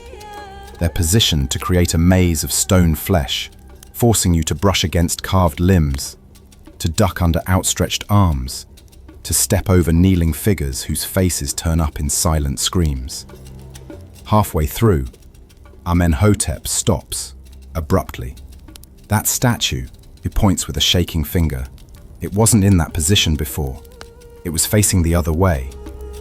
You want to dismiss it as torch shadow confusion, but others nod agreement. The statue, a woman holding a water jar, has definitely shifted. Not much, just a few degrees, but enough to track your passage through the room. The carved eyes that seem to follow you actually are. Keep moving, you order, but your voice cracks. Don't stop, don't look back, just keep moving. The journey through the statue forest becomes a nightmare of peripheral movement and impossible shifts. Stone figures appear in your path that weren't there moments before. Gaps close behind you with grinding sounds that might be imagination or might be granite limbs repositioning. By the time you reach the far doorway, everyone is practically running. Through the arch lies another chamber, smaller but more terrible.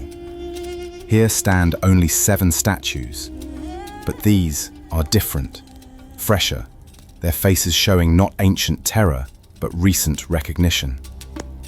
The one on the end, Seneb whispers. That's Pentower. He disappeared 3 months ago. His family thought he'd fled debts. Instead, he fled into stone, transformed by whatever force the architect embedded in this place. His granite face holds an expression of eternal realization. The moment he understood the bargain he'd made, frozen forever in rock. We leave, Camoisette says suddenly. Now, before. Before what? You ask, though you already know. Before someone speaks the words. Before desperation overcomes sense. Before the architect's patient trap claims new servants for Amenemheb's eternal household. The burial chamber is right there, Penny protests, pointing through the final doorway where golden reflections dance. We've come so far, survived so much, we can't leave empty-handed. And there's the crux. You've invested too much to retreat now. Blood and terror and humiliation have been spent reaching this point. To leave without treasure means all that suffering was meaningless, but to continue means risking a fate that makes death seem merciful. We go in, you decide, hating yourself for the words. But we go fast, grab what we can carry and leave. No lingering, no greed, in and out before the statues convince someone to join them, before the architect's whispered promises sound reasonable, before poverty's logic solves its final equation. Your companions nod, but you see the calculation in their eyes, each man weighing gold against granite, treasure against transformation. The architect knew exactly what kind of men would reach this chamber, and he prepared accordingly. The only question now is whether your desperation for wealth outweighs your fear of becoming it. He's showing us the way, Camoisette breathes. Why would he? Then his face pales. Unless he wants us to find the burial chamber, unless that's where the real trap waits. Looking at the map, seeing the direct route to unimaginable wealth, you realize you've been thinking too small.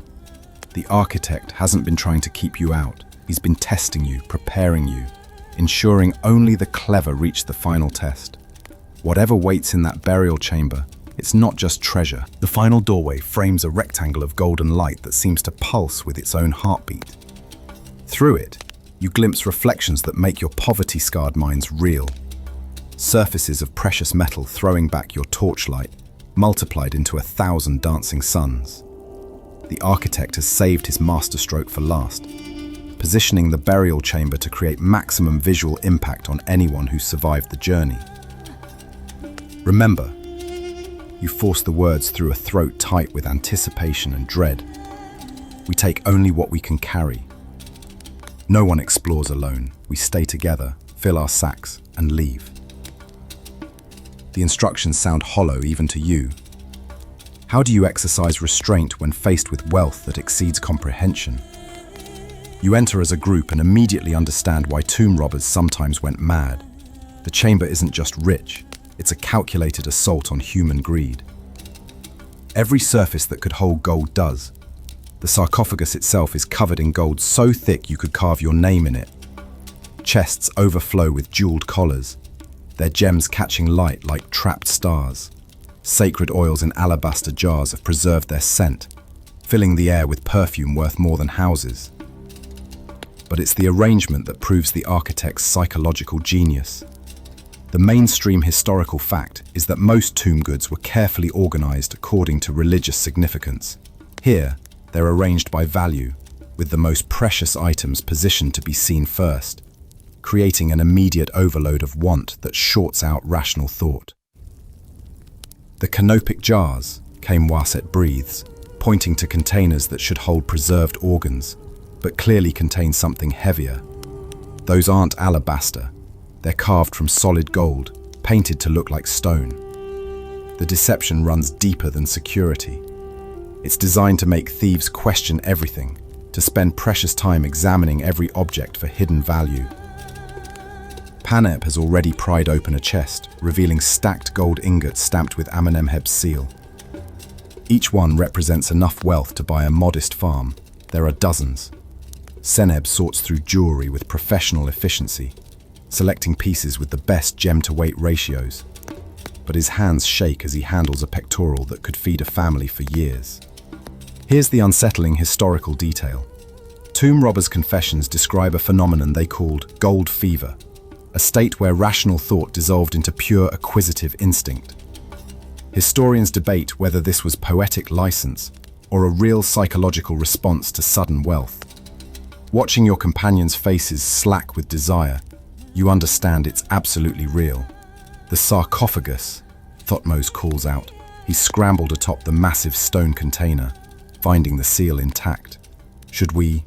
No, you and Kamwaset say simultaneously. Some violations even desperate men won't commit. But Nacht has found something worse. A false wall panel, hiding another chamber. This one containing the most valuable items of all, the magical tools. Staffs of power, crowns of divine authority, the implements that transform a man into a god-king in the afterlife. Don't touch those, Kamwaset warns, but Amenhotep has already lifted a ceremonial flail, its handle warm despite centuries in the tomb. Those aren't just valuable, they're activated. They carry spells that... He stops because the temperature in the chamber has plummeted. Your breath mists the air again, and this time, there's no question of natural causes. The golden surfaces begin to frost over with impossible ice. On the walls, painted figures of gods turn their faces away, a movement so subtle you almost miss it. Almost. Something's wrong, Nacht states, soldiers' instincts screaming. We've triggered something. That's when you notice the sarcophagus lid has shifted. Just slightly, perhaps a finger's width. But stone, that heavy, doesn't move without cause. From the gap comes a sound like breathing, but breathing that hasn't needed air for centuries. Kamwaset drops the jeweled collar he'd been holding, his face twisting with theological terror. The architect's final test, he whispers. We've taken too much, shown too much greed. We've proven we belong with the servants. The servant statues in the previous chamber, you'd thought they were warnings. Now you understand, they were advertisements. The architect wasn't trying to scare robbers away, he was showing them their future employment opportunities. And by displaying such overwhelming greed, you've submitted your applications. Put it back, you order. But even as you speak, you know it's too late. Paneb clutches his gold ingots like a child with toys. Seneb has stuffed his shirt with enough jewelry to outfit a princess. Everyone has taken more than they can carry, more than they need, more than sense allows. The gold fever has infected you all. The sarcophagus lid shifts another inch. Whatever lies within has waited patiently for centuries, and a few more moments won't matter. But those moments are all you have. The painted gods on the walls have now turned completely away, abandoning you to whatever justice the tomb dispenses. The invocation, Amenhotep says suddenly, from the papyrus in the statue chamber. If we speak the words of binding, we become servants. So don't speak. No matter what happens, nobody speak ancient Egyptian. It's a desperate logic, but it's all you have. You motion for retreat, but the chamber's exit has changed. Where once stood an open doorway, now waits a shimmering barrier, like heat distortion but cold. So cold, your eyes water looking at it. A car barrier, Camwasit identifies, separates the living from the dead. We're on the wrong side of it now. The sarcophagus lid continues its inexorable opening. A hand emerges. Not the withered claw of a mummy, but something worse. A perfectly preserved hand wearing rings of office, flesh that looks merely sleeping rather than dead. Amenemheb is rising to greet his new servants, and preservation techniques have ensured he'll be a hands-on employer. Rush the barrier, Nact orders, all together. Physical mass might break through. But as you charge toward the exit, loaded with stolen gold, the barrier repels you like likes pushing likes. The more treasure you carry, the stronger the resistance. It's elegant. The architect has made your greed into chains. To escape, you must abandon what you came for. Drop the gold, you command, setting the example by emptying your sack. The ingots hit the floor with sounds like funeral bells. Everyone, drop everything. Now! Some comply immediately. Others clutch their prizes, faces twisted with the agony of choosing poverty over petrification. Behind you, Amenemheb has risen to sitting position, his preserved face showing the mild interest of a manager reviewing new hires. His lips move, forming words in the ancient tongue that Amenhotep warned against understanding. One by one, your companions drop their treasures, each released object lessening the barrier's resistance. But Paneb can't do it. He stands frozen, arms wrapped around gold ingots, tears streaming down his face as he fights between greed and fear. The big man who moved stones and fought serpents is defeated by metal he can't release. Paneb! You scream, but he's beyond hearing. His mouth opens, and to your horror, he begins responding to Amenemheb's inaudible words, speaking syllables in the ancient tongue that none of you should know. The transformation is immediate. His skin grays, his movements slow, his expression shifts from anguish to acceptance. You make the hardest decision of your life. You leave him. The rest of you burst through the barrier just as Paneb completes his metamorphosis, becoming the newest statue in Amenemheb's eternal household. Behind you, the overseer of royal granaries settles back into his sarcophagus, satisfied with acquiring at least one new servant. The architect's trap has functioned perfectly, selecting those whose greed exceeds their sense. In the statue chamber, you run past stone servants, who now include your companion, his granite face forever displaying the moment he chose wealth over freedom. The only treasure you carry is the terrible knowledge that the architect won. He always wins. The tomb remains protected not by keeping robbers out, but by keeping them in, transformed into eternal guards against the next generation of the desperate. Your retreat through the servant statue chamber becomes a nightmare of recognition. Paneb's granite form has already taken its place among the eternal workforce, his face frozen in that terrible moment of choosing gold over freedom. The other statues seem to shift and whisper, welcoming their newest colleague with subtle movements that exist just outside direct vision. You don't look back, can't look back, as the 7 of you who remain flee toward the physical trials that nearly killed you coming in. The sand chamber, Nact gasps, as you reach the room where you'd climbed for your lives. But the sand has drained away through hidden ports, leaving only a normal chamber with climbing holds on the walls. The architect's tests work in only one direction, grueling to enter, simple to leave. He wants survivors to escape and spread their tales, advertising his employment opportunities to the next generation of desperate thieves. The balance beam room has similarly transformed. The beam now rests on solid supports, the deadly pit covered with stone slabs. You cross easily, minds reeling from the reversal. Even the platform chamber has become a simple floor.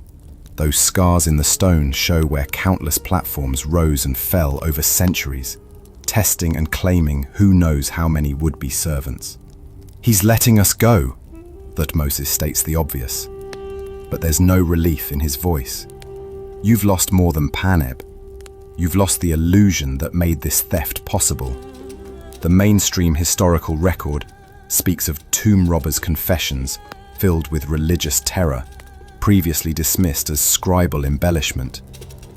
Now you understand those confessions were likely understated. How do you describe violating not just a grave, but the fundamental order of existence itself? Back through the copper-walled chamber you flee, where snakes no longer emerge from their holes. The metal walls reflect your group, diminished, empty-handed, forever changed. Kayamwaset stumbles against the wall and vomits, his priest's training finally overwhelming his criminal pragmatism. The rest of you understand. You've touched something that shouldn't be touched, seen things that shouldn't be seen. The maze of passages that confounded you earlier now offers direct routes to the surface. Doors that were sealed stand open. Corridors that branched endlessly now provide straight paths. The architect is done with you, eager to eject you like the tomb is clearing its throat. Your only value now is as living warnings to others. Here's the bitter historical footnote. Successful tomb robbers rarely stayed successful. Papyrus records describe thieves who escaped with treasures but lost everything within months. Victims of betrayal, disease, or accidents that seemed too targeted to be coincidental. Historians attribute this to the dangerous lifestyle. But standing in these passages that actively want you gone, you wonder if some thefts carry interest rates that compound beyond the merely material. At the chamber, where you first broke through the wall, you find your tools exactly where you left them. Everything is eerily undisturbed, as if the tomb has reset itself for the next players in the architect's game. Working in grim silence, you replace the wall sections, mixing fresh mortar with hands that won't stop shaking. The repair won't fool close inspection, but it might buy days or weeks before officials notice. The seal, Amenhotep reminds you as you prepare to leave. The outer door's necropolis seal must be restored, or your crime becomes immediately obvious. Kemwaset works with the careful precision of someone reconstructing evidence of their own damnation, pressing mud plaster into place, using his priest's seal to forge the official marks. It's the finest work he's ever done. This documentation of sacrilege. You emerge into pre-dawn darkness, the stars wheeling overhead in patterns that seem subtly wrong after your underground journey. The night air tastes impossibly sweet after tomb atmosphere, but it can't wash away what clings to you. 7 men entered, 7 exit, but you've left an 8th behind in granite form. Payment for a lesson in the economics of desperation. We say nothing, you announce, though it's unnecessary. Who would you tell? What words could capture the architect's trap? The transformed servants, Amenemheb's perfect preservation. Peneb died in a construction accident. We were never here. But as you disperse into the darkness, each taking different paths back to Memphis, silence won't save you. The tomb has marked you in ways that will manifest over coming days and years. You've joined an invisible brotherhood of those who've touched divine punishment and lived. Barely, temporarily, conditionally.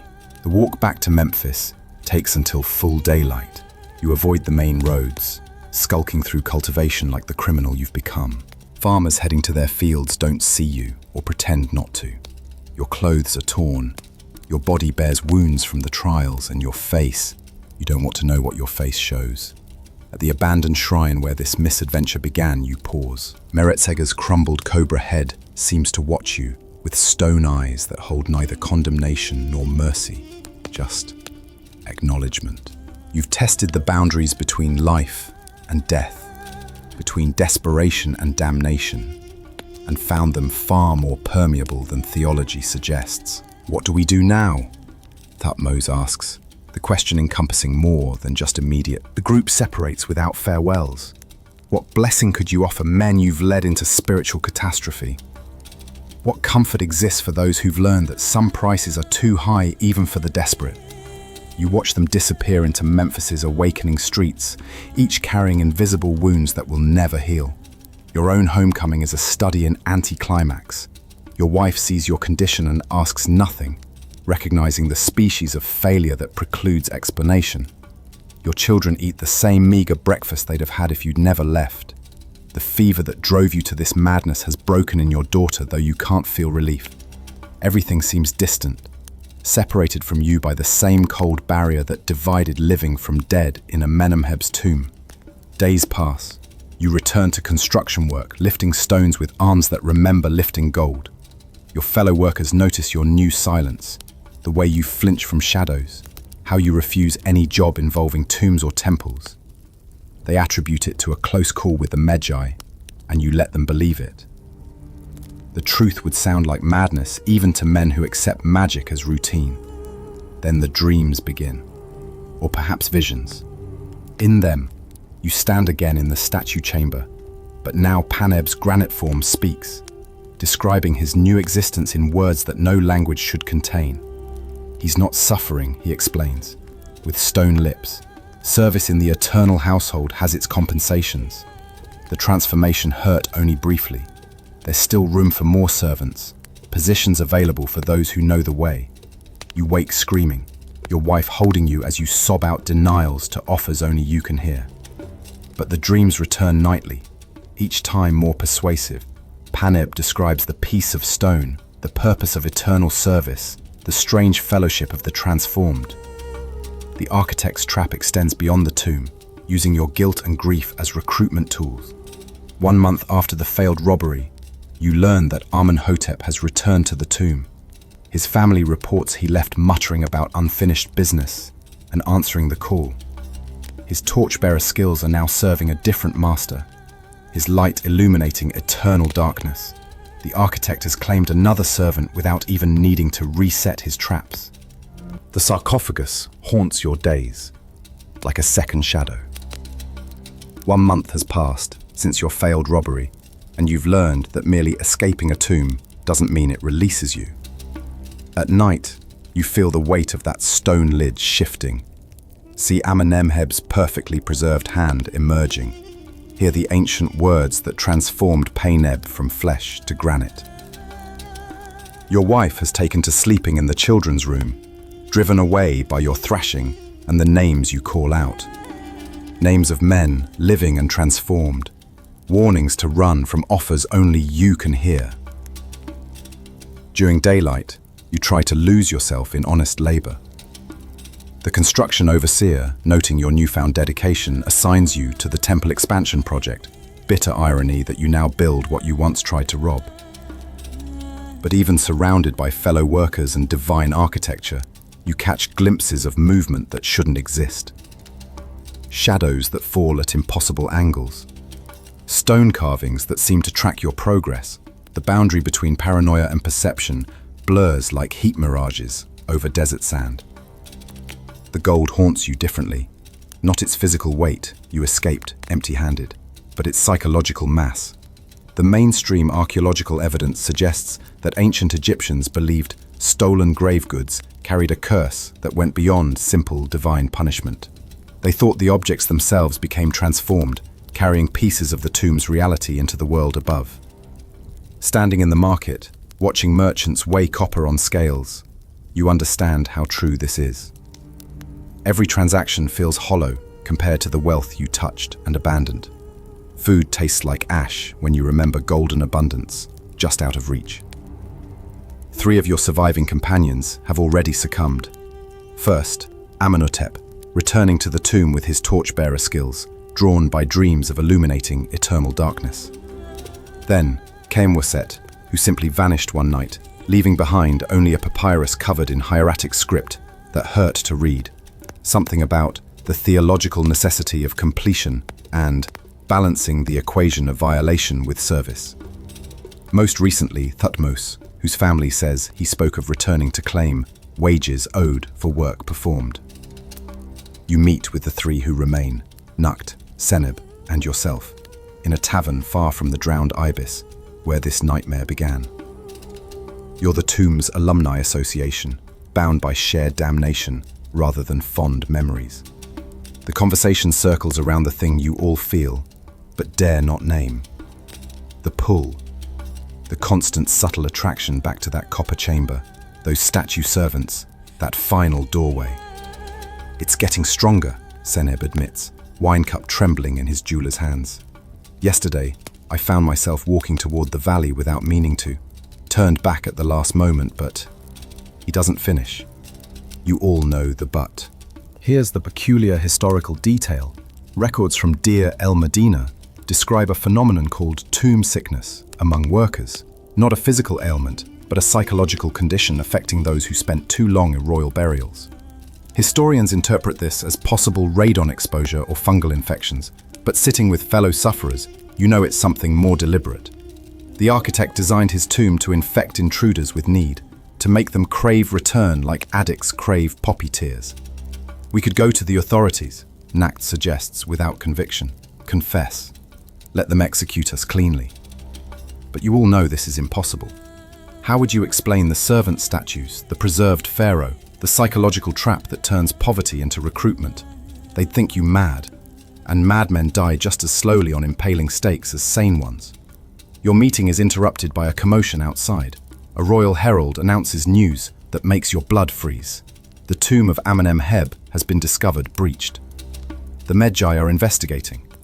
The vizier himself has taken interest. Rewards are offered for information leading to the capture of the violators. But here's what terrifies you, more than potential arrest. The herald mentions that the tomb was found recently resealed from within. The three of you exchange looks of horror. Someone, or something, has been maintaining the architect's trap, ensuring it remains functional for future victims.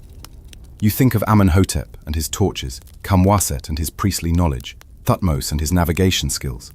The Eternal Household has gained employees with all the skills needed for tomb maintenance. That night, your dreams shift. Instead of Paneb's statue form, you see the architect himself, Kamhotep seated on his throne between the servant statues, stone lips curved in satisfaction. He speaks not in words but in images, the tomb as a living system, drawing in the desperate, transforming them into components, using their skills to maintain itself across centuries. You see generations of robbers, each group leaving behind members who become the trap for the next. It's sustainable damnation, an economy of souls that never depletes. You wake to find yourself dressed and halfway to the door, feet aimed toward the valley. The pull has become physical, muscles obeying commands your conscious mind didn't issue. Only your daughter's cough from the next room breaks the spell, reminding you why you resisted the gold in the first place. But how many more nights can paternal love outweigh the architect's patient summons? Seeking distraction, you visit the Temple of Ptah, where Kamwaset once served. The priests eye you with suspicion. Associates of missing clergy rarely bring good news. In the sacred library, you research everything about tomb architecture, about car traps, about the theological mechanics of transformation. What you find offers no comfort, only confirmation. The texts speak of self-sustaining burial systems designed by certain heretical architects. Tombs that don't just protect the dead, but actively recruit the living to serve them. The practice was banned during the reign of Kimhope III, but clearly some architects continued in secret. These tombs were called akunet, spirit nets, designed to catch and transform souls across generations. You discover something else in those texts, something that makes your hands shake as you read. The transformation isn't instant. It requires consent, yes, but also time. The pull you feel is the first stage, the dreams, the second. Physical compulsion comes third, followed by involuntary pilgrimage. The final stage is grateful acceptance, when the victim thanks the architect for the opportunity to serve. You're already in stage 3. Time is running out. Leaving the temple, you find Seneb waiting outside. His face tells you everything. He's felt it too. The progression, the inevitable slide towards stone. I can't stop it, he says simply. Every day I tell myself I won't think about the tomb. Every night I plan my return route. You want to offer comfort, but what comfort exists for the gravitationally doomed? Your planet's spiraling toward a sun that burns cold, transforms flesh to stone, makes servants of thieves. The architect's genius wasn't in keeping robbers out, but in making them want to stay. He understood that the desperate don't need to be forced into servitude, just offered it on terms that seem reasonable to those with no alternatives. That night, you tie yourself to your bed, instructing your wife to not release you no matter what you say. She agrees with the weary acceptance of someone who's lost her husband already and is simply waiting for his body to follow his spirit. But ropes can't bind dreams, and in them, you stand again before the sarcophagus, watching Amenemheb rise with entrepreneurial interest, evaluating your potential as eternal middle management. The most terrifying part is how reasonable it seems. Your family struggles here while secure employment waits there. Your body ages and fails here while stone endures there. You're worthless here, but valued there. The arithmetic of desperation that drove you to robbery now drives you toward a different transaction. The architect knew exactly what mathematics poverty teaches, and he incorporated it into his tomb's very foundation. The knock at your door comes at the 3rd hour after midnight, the exact time you entered Amenemheb's tomb 40 days ago. You know who it is before opening. Recognize the particular weight of that knock, the patience in its spacing. Kamwaset stands in your doorway, but he's not entirely Kamwaset anymore. His priestly robes hang perfectly, despite the desert wind. His shaved head gleams with an internal light that has nothing to do with the moon. And his eyes hold depths that weren't there before, as if they open onto corridors that descend forever. "Brother," he says, and his voice carries harmonics that make your teeth ache. "The household requires your skills. We have need of one who can lead, who can organize, who understands the architecture of desperation." He speaks as if employment terms are being offered, as if this is merely another construction contract to negotiate. Your wife appears behind you, takes one look at what Kamwaset has become, and pulls the children back into the inner room. She knows without explanation that this visitor exists partially outside the world she inhabits. You hear her whispering prayers, burning protective incense, performing rituals that might have helped before you entered that tomb, but are meaningless now. "I'm not coming," you tell the thing, wearing Kamwaset's form. But even as you speak, you feel your feet shifting, wanting to follow. "I have family, obligations, a life here." He smiles with infinite patience. You had those things, but you left them in the tomb when you chose gold over Paneb, when you fled instead of fighting for him, when you survived through cowardice. Each word is precisely chosen to twist the knife of guilt deeper. He asks for you, you know. Stone lips can still speak to those who serve alongside them. The mainstream historical record speaks of tomb robbers being haunted by their crimes, but always interprets this psychologically. Standing here with a transformed priest at your door, you understand the ancient texts were being literal. Some hauntings involve actual visitors, recruitment officers, from the eternal household, making house calls to discuss your future in their organization. "Show him," Kamwaset says to the darkness behind him. "Show him what he's rejecting." Thutmose emerges from shadows that seem too deep for your humble street. Like Kamwaset, he's changed. His thin frame now moves with liquid grace, his rat-like features refined into something almost beautiful. But it's what he carries that stops your heart. A chest of gold ingots, each stamped with Amenemheb's seal, casual wealth beyond comprehension. "First month's wages," Thutmose explains, setting the chest at your feet. "The eternal household pays well. Your family would want for nothing. Your daughter's dowry, your son's education, your wife's comfort, all guaranteed." He opens the chest, and golden light spills across your threshold like honey made of sun. Here's the insidious historical detail. Some tomb robbery confessions mention accomplices who returned with wealth, recruiting others for another job that paid incredibly well. Historians assume these were trap stories told by criminals to shift blame. But looking at gold that definitely came from Amenemheb's burial chamber, you realize these recruiters were real. The architect's economy extends into the living world, using material wealth to purchase spiritual servitude. The others are waiting, Kaimwaset continues. Paneb especially. He's been preparing your position, overseer of new acquisitions. You'd evaluate potential servants, determine their skills, assign their eternal duties. It's meaningful work, important work, work that utilizes your talents for leadership and judgment. Your hand moves toward the gold without conscious volition. The ingots are warm like living flesh, and touching them floods your mind with visions. Your daughter in fine linen attending scribal school, your son learning medicine at the temple, your wife finally eating until full rather than pretending satiation. All it would cost is everything, your life, your freedom, your existence as anything other than the tomb's recruiting officer. I need time, you say, hating how the words come out as negotiation rather than refusal, to arrange things, set my affairs in order. Kaimwaset nods as if he expected this. 3 days. On the third night, we return. Answer then, or the offer withdraws. The household has standards. We don't beg. He turns to leave, then pauses. Oh, and brother, the dreams will intensify now that you've seen us. Consider them orientation materials. They melt back into darkness, but the chest remains. Real gold, real weight, real temptation sitting on your threshold like a curse made manifest. You should throw it in the river, scatter it to beggars, anything but bring it inside. Instead, you carry it to your workroom and spend the remaining night hours just looking at it, calculating how many problems it could solve, how many more it would create. The dreams that night aren't dreams, they're experiences. You're in the tomb again, but now as management rather than thief.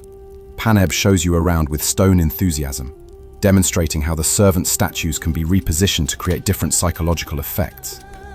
Amenhotep explains the torch logistics, how certain flames burn eternal while others must be maintained by the transformed.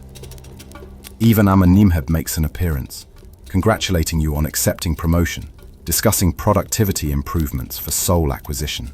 You wake knowing things you shouldn't. The complete layout of the tomb burns in your memory. You understand which passages to modify to increase desperation, which chambers work best for breaking different personality types. The architect didn't just build a tomb, he created a system for optimizing human transformation, and that system needs administrators. At the construction site, you work like a man already half gone. Your supervisor comments on your distraction, threatens to dock wages you no longer care about. The sun seems dim compared to golden ingots. Your fellow workers' conversations sound like wind over sand, meaningless noise from people who've never touched true wealth or true damnation. Nakt finds you during the noon break. His soldier's bearing has crumbled into something haunted and hollow. Seneb's gone, he reports. Left this morning. Told his wife he had a commission to evaluate gems. We both know what gems he's really examining. Another recruit for the eternal household. Another friend transformed into whatever the tomb requires. They came to me too, Nakt continues. Offered me position as eternal guard captain. Showed me weapons that never dull. Armor that never needs repair. An army that never sleeps, never questions orders, never ages. His laugh is bitter as natron. Everything I wanted as a young soldier, available for the price of becoming stone. You show him the chest of gold. He stares at it for a long moment, then speaks with quiet finality. We're already dead, aren't we? The moment we broke that first seal, we stopped being fully alive. Everything since has just been negotiating the terms of our damnation. That night, you don't tie yourself to the bed. What's the point? If your body wants to walk to the tomb, ropes won't stop it. Instead, you sit with your family, really seeing them for perhaps the last time. Your wife knows something has changed, sees the gold that appeared from nowhere, understands without words that payment has come due for your month of nightmares. Take the gold, you tell her. Use it well. Tell the children their father died in a construction accident. Make offerings for my car at the Temple of Ptah. Try to remember me as I was before. She doesn't protest, doesn't beg you to fight the pull you both feel dragging you away. Poverty has taught her pragmatism too.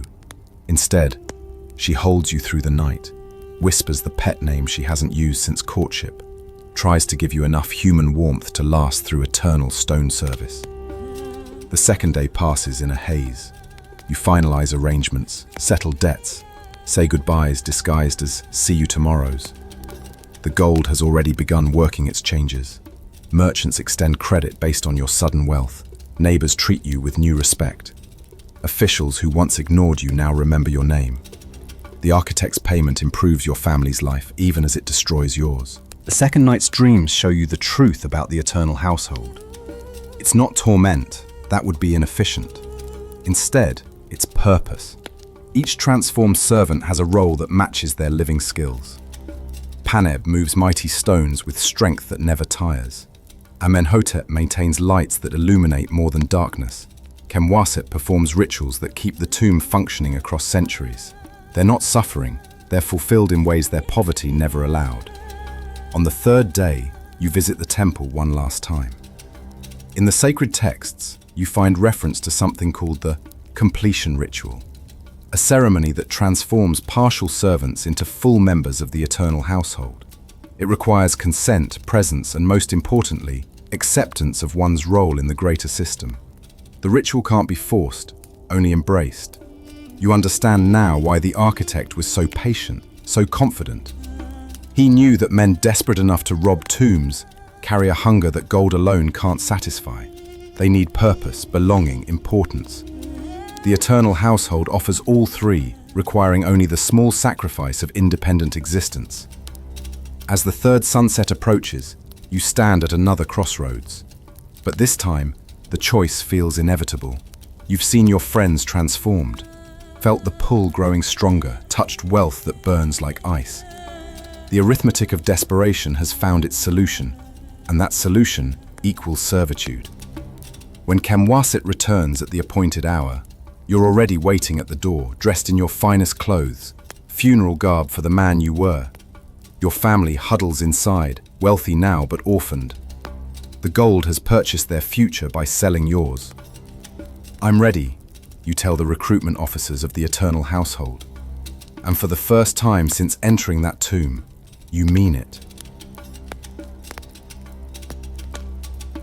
The Medjay commander's hand trembles as he reads the confession papyrus found nailed to the temple door, written in hieratic script by someone who knew their letters well, too well for a common thief. It details the violation of Amenemheb's tomb with a precision that makes his blood chill. But it's the final lines that transform investigation into horror.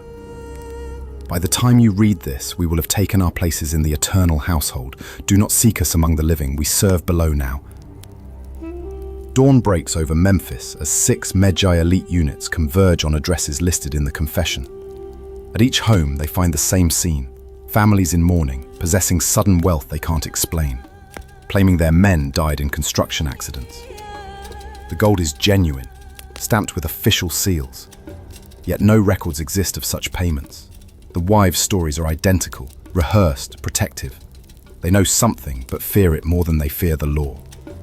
Commander Amenkau has served 30 years, investigated hundreds of tomb violations. But this feels different.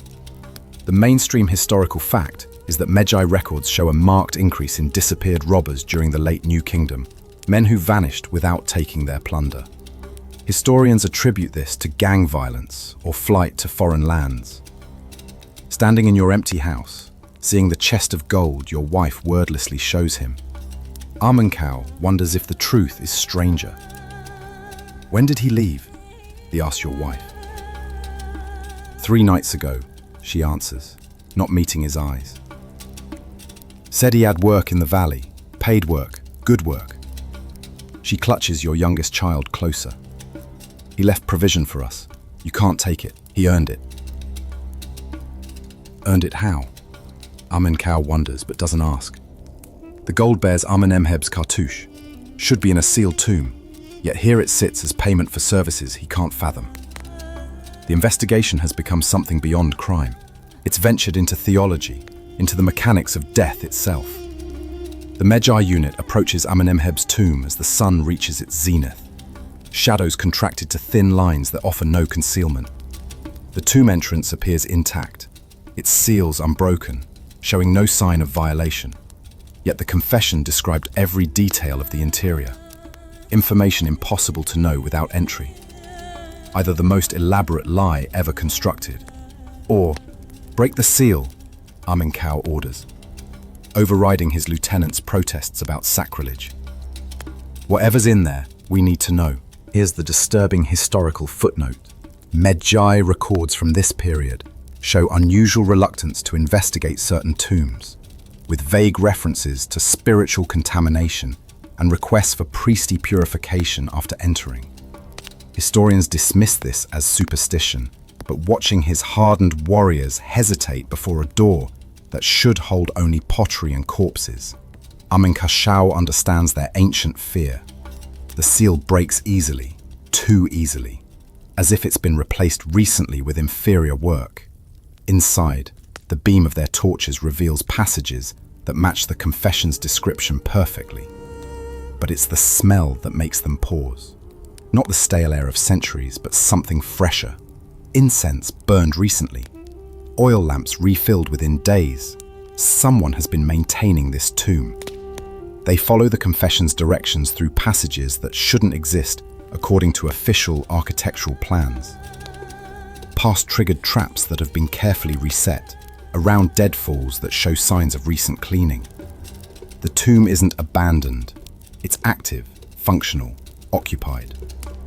In the copper chamber, they find the first impossibility. The snake holes described in the confession are there, but sealed now with fresh mortar. Someone has been doing maintenance, improving the security, updating the systems. The chamber shows signs of regular cleaning, its metal walls polished to mirror brightness. This isn't a tomb, it's a workplace. The servant statue chamber stops them cold. The confession mentions 7 statues of previous robbers. They count 15.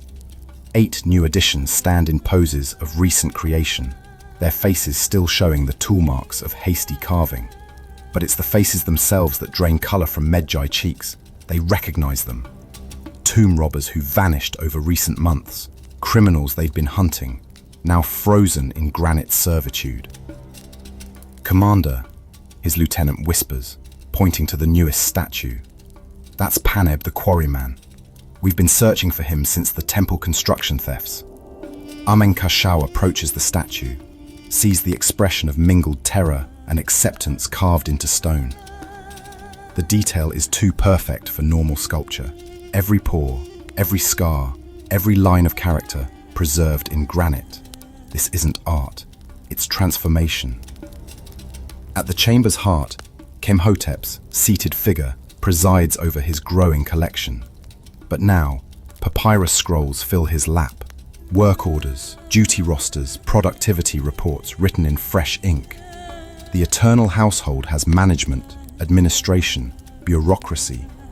Death has been organized into departments. They find the burial chamber last, following directions that feel like ritual instructions. The sarcophagus lies open, its occupant absent. The treasures remain, more than described in the confession, carefully organized and catalogued. Nothing has been stolen. Everything has been audited. Sir, a Medjai calls from a side chamber they hadn't noticed. The chamber holds no treasure, only a simple wooden table and chairs. On the table, wet ink, fresh papyrus, administrative supplies.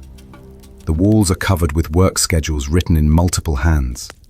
Duty rosters assign tasks to names they recognize. The vanished robbers, the missing workers, the disappeared criminals. All accounted for, all assigned roles in the eternal household. One papyrus catches Amenkau's eye, a petition for expanded storage space, signed by Overseer of New Acquisitions, with your name. Your handwriting, your seal, dated yesterday. You're not dead. You're employed. The sound starts as whispers, grows to footsteps, resolves into purposeful movement from deeper in the tomb. The Medjai draw weapons, form defensive positions, prepare for combat. But what emerges from the shadows breaks their martial resolve. You lead them, or what you've become leads them. Still recognizably you, but refined, improved, transformed by service. Behind you walk others from the confession. Amenhotep carrying torches that burn without consuming, Waset reading from scrolls that write themselves, Thutmose mapping passages that reshape to need. You wear the simple kilts of workers, but move with the authority of management. Commander Amenkau, you greet him with a voice that carries stone's patience. We've been expecting an inspection. Our records are in order. Would you care to review our productivity reports? The Medjai stand frozen, weapons useless against what confronts them. You're not mummies, not spirits, not anything their training covers. You're something worse. Bureaucrats of the afterlife, middle management of eternity, administering death like a construction project. You're under arrest, Amenkau says without conviction. How do you arrest someone who's technically dead yet functionally employed? We serve a higher authority now, you explain with corporate patience. The eternal household recognizes no jurisdiction but its own. However, we're happy to assist with your investigation. Would you like to file a complaint? We have forms. This is the architect's ultimate victory. Not death, but incorporation. He didn't create a tomb, but a self-sustaining organization that recruits, trains, and manages its own staff across centuries. The robbers become the security, the violators become the violated, the desperate become the dedicated. Leave, Waset advises, with something almost like kindness. Report us dead, close the case. Some crimes solve themselves if you let them. But Amenkau is Medjai, sworn to justice. The gold, the payments to families, that ends now. You smile with administrative satisfaction. The eternal household honors its contracts. Wages earned are wages paid. Would you impoverish widows and orphans? We're not monsters, Commander. We're human resources. The pun is intentional, horrible, perfectly descriptive. You've become resources that happen to be human, or were once. The architect's genius wasn't in killing tomb robbers, but in giving them exactly what they wanted. Steady employment, reliable wages, important work. He just neglected to mention the permanent nature of the contract. Commander Amenkau's grip on his bronze sword loosens as the full scope of the situation settles over him like grave wrappings. His Medjai warriors shift nervously behind him, trained to fight the living and guard against the dead, but wholly unprepared for this administrative nightmare made flesh. You stand patient as limestone, while he processes what his eyes insist cannot be real. Criminals transformed into clerks, a tomb become an office, death restructured as a career opportunity with excellent benefits and only one significant drawback. This is madness, Amenkau finally manages. You're dead men. All of you should be dead. Should be, yes, you agree, with the equanimity of someone who's moved beyond such binary distinctions. But death, we've discovered, is surprisingly flexible when properly managed. The eternal household has excellent retention rates. Behind you, Paneb emerges from his statue form, like smoke becoming solid, granite flowing back into flesh with the disturbing ease of someone changing clothes. The transformation reverses what the confession described: stone to skin, frozen to fluid, permanent to temporary. He stretches muscles that should have atrophied into mineral, cracks joints that shouldn't exist. Shift change, Paneb explains to the stunned Medjai. Can't stay granite all the time. Bad for productivity. We rotate. 4 hours statue, 4 hours active, 4 hours administrative duties. The architect thought of everything. The mainstream archaeological evidence has never adequately explained certain anomalies in tomb construction. Chambers too large for their stated purpose, ventilation systems that seem designed for living occupation, storage areas stocked with centuries' worth of supplies. Standing in this functioning office of the afterlife, Amenkau begins to understand. Some tombs weren't just built for the dead, they were built for the staff. The families, the commander presses. The gold you're sending, it comes from the tomb treasury. That's theft of royal property. Waset produces a papyrus with disturbing efficiency. Actually, we have authorization. See here, Amenemheb's will, properly witnessed and sealed. Upon his death, he established the eternal household as a functioning entity, with the right to hire staff and pay wages from his grave goods. We're not stealing. We're dispersing payroll according to the deceased's wishes. Here's the bizarre historical detail. Some tomb inscriptions include what archaeologists call perpetual offerings, provisions for ongoing rituals that would require living servants to perform. Historians assume these were symbolic, but looking at the contract Kamwaset holds, written in hieratics so ancient it predates several dynasties, Amenkau realizes the offerings were literal, salaries for an undead workforce budgeted for eternity. This can't be legal, Amenkau insists, grasping for familiar ground. The vizier would never. The vizier of which dynasty? You interrupt gently. We've been operating for quite some time. Bureaucracies endure, Commander. Governments fall. Dynasties change. But paperwork is eternal. We filed our status updates with every administration. Most simply, choose not to investigate too closely. You gesture to the walls where duty rosters from different centuries overlap. A palimpsest of eternal administration. Names he recognizes from wanted lists spanning decades appear, assigned to various departments. Tomb security, treasure management, recruitment and acquisition, spiritual resources. The eternal household has grown into a corporation of the condemned. I could seal you in, Amenkau threatens. Wall up the entrance. End this abomination. Tried in Dynasty 19, Amenhotep notes, consulting a ledger. We dug out. Tried again in Dynasty 20s. We expanded sideways. The household requires outside access for recruitment.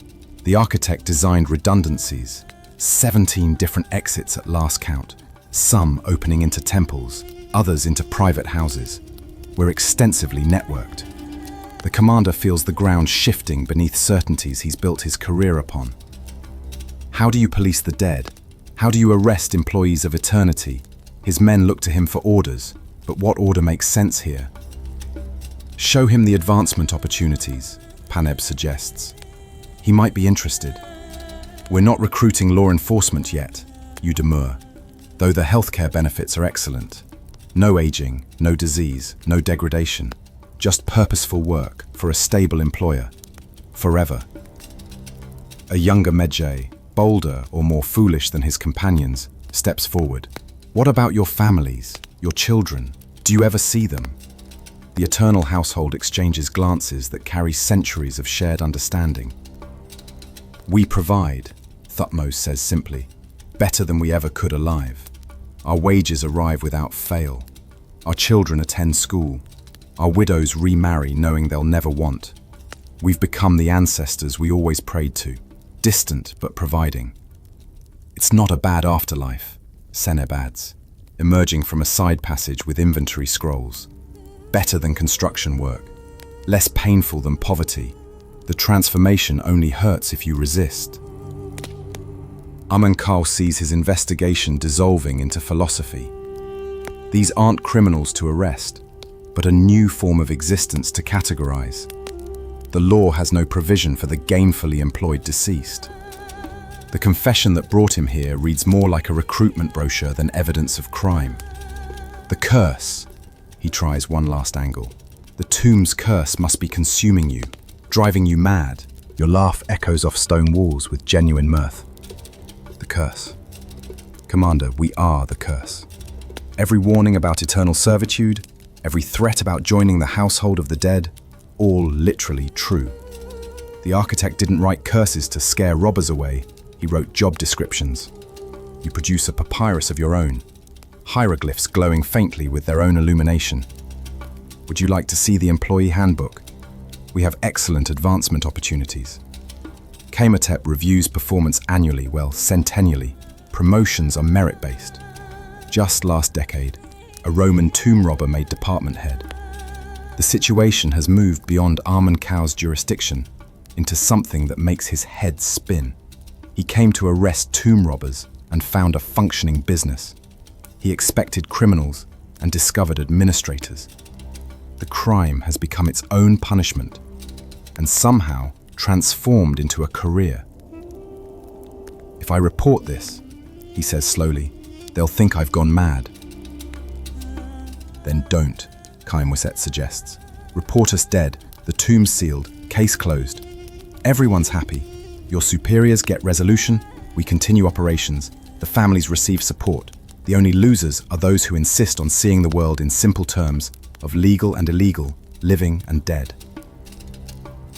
Amenkau looks at his men, sees his own confusion reflected in their faces. They've trained for violence, not philosophy. They came prepared for combat, not corporate negotiation. The eternal household has defeated them without raising a weapon, using only the terrible power of bureaucratic inevitability. We're leaving, the commander decides. But this isn't over. I'll be watching. If more disappear, if the gold flow increases, if recruitment expands. You're what? You ask with genuine curiosity. Arrest us harder? Kill us deader? Commander, we've found the loophole in mortality itself. We exist in the space between breath and stone, between law and afterlife. Your jurisdiction ends where our employment begins. As the Magi retreat through passages that feel more like corporate corridors than tomb architecture, Amenkau makes one last attempt at conventional authority. The seal. We're replacing the seal. This tomb is officially closed. Of course, you agree pleasantly. We appreciate the free security upgrade, third one this century. The previous seals make excellent conversation pieces in the break room. The Magi emerge into daylight that seems harsh after the tomb's professional dimness. As they reseal the entrance, knowing it's futile but needing the gesture, Amenkau hears something that chills him more than any supernatural occurrence. The sound of productive work resuming below. Chisels on stone. Papyrus rustling. The quiet murmur of eternal employees returning to their tasks. He's discovered something worse than a violated tomb, a successful one. The architect's vision has achieved full implementation, creating a self-sustaining system that transforms crime into employment, desperation into dedication, mortality into management. The Medjay have no protocols for this. The law has no language for it. The eternal household has found the perfect crime, one that punishes itself so efficiently it becomes a legitimate business. As they march back to Memphis, Amenkau knows he'll file a report that carefully avoids the truth. The tomb was investigated. The robbers are gone. The case is closed. Let future generations deal with the philosophical implications of the productively deceased. He has living criminals to catch, ones who haven't yet discovered the career opportunities in eternal administration.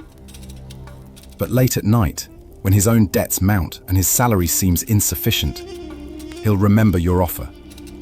The employee handbook, the healthcare benefits, the stability of stone. And he'll understand why desperate men might choose such employment, might walk willing into tombs that transform poverty into purpose, mortality into meaning, crime into career. The eternal household always has openings after all. And the architect, patient in his granite throne, knows that desperation is a renewable resource. 3 months pass in the subterranean offices of the eternal household. You've settled into routines that would seem mundane if they weren't performed in a tomb by the technically deceased. Your department, recruitment and acquisitions, has streamlined its operations significantly. No more random encounters at doorways, no more dramatic midnight visits. You've instituted what Kaimwaset calls ethical recruiting practices, though the ethics involved belong to no philosophy the living would recognize.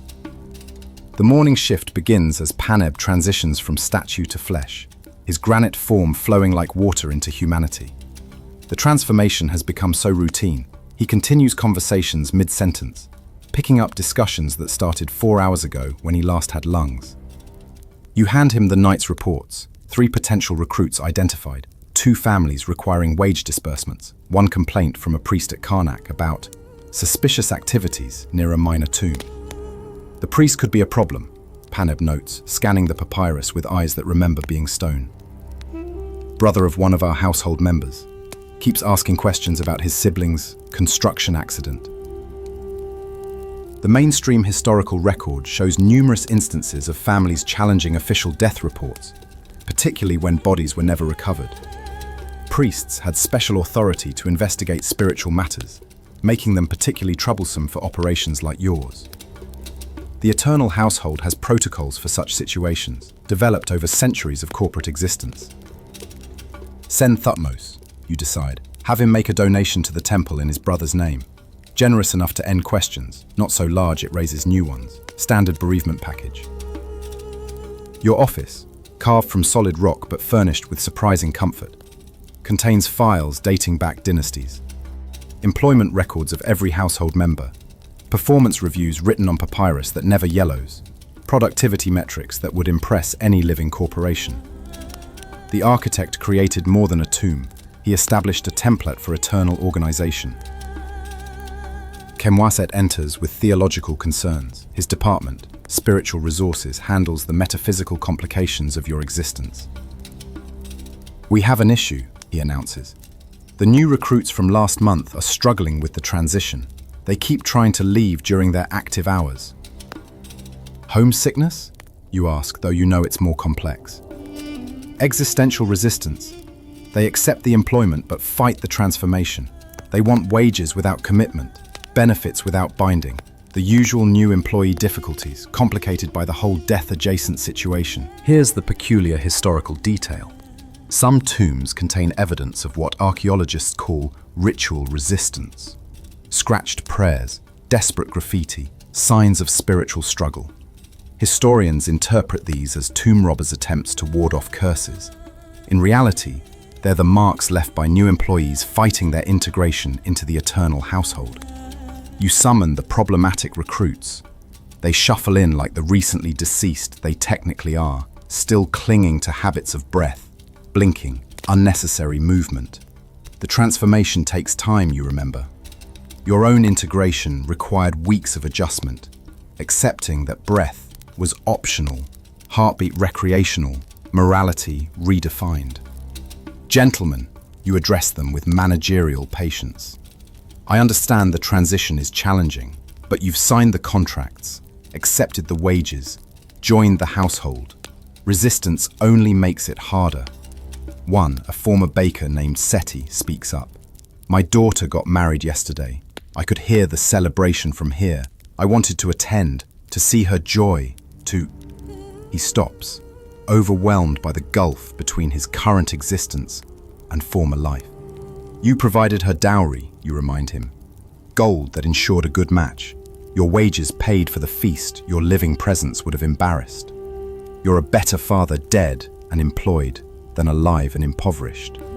It's harsh mathematics, but truth often is. The Eternal Household offers no comfort beyond purpose, no joy beyond productivity. But for men who knew neither comfort nor joy in life, it's often enough. Amenhotep appears with lighting concerns. Certain passages have developed shadows that resist illumination, suggesting architectural shifts or new spiritual presences. The tomb evolves, you've learned, responding to its inhabitants' needs. New chambers appear, old ones reconfigure, the architecture itself alive with the architect's embedded consciousness. Also, Amenhotep adds, we have visitors. The main entrance, the one Commander Amenkau so carefully sealed, shows fresh break-ins. But these aren't robbers.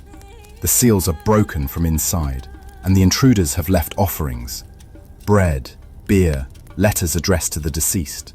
Family members, drawn by dreams or desperation, seeking contact with their transformed relatives. You find a woman kneeling before Paneb's statue form, speaking rapidly about household matters, her son's education, her struggles with landlords. She doesn't see Paneb as flesh, standing nearby, watching with expression carved from conflicted emotion. The household members can reveal themselves to the living but rarely do. The shock tends to break minds unprepared for such reunion. Let her speak, Paneb requests quietly. Let her believe I'm just stone listening. It's easier. This is the cruelest aspect of your existence. Present, but unreachable. Providing, but not participating. Forever caught between duty and desire. The architect understood that true horror isn't separation from loved ones, but proximity without possibility. You can watch your families grow, prosper from your wages, live better lives, but you can't share those lives.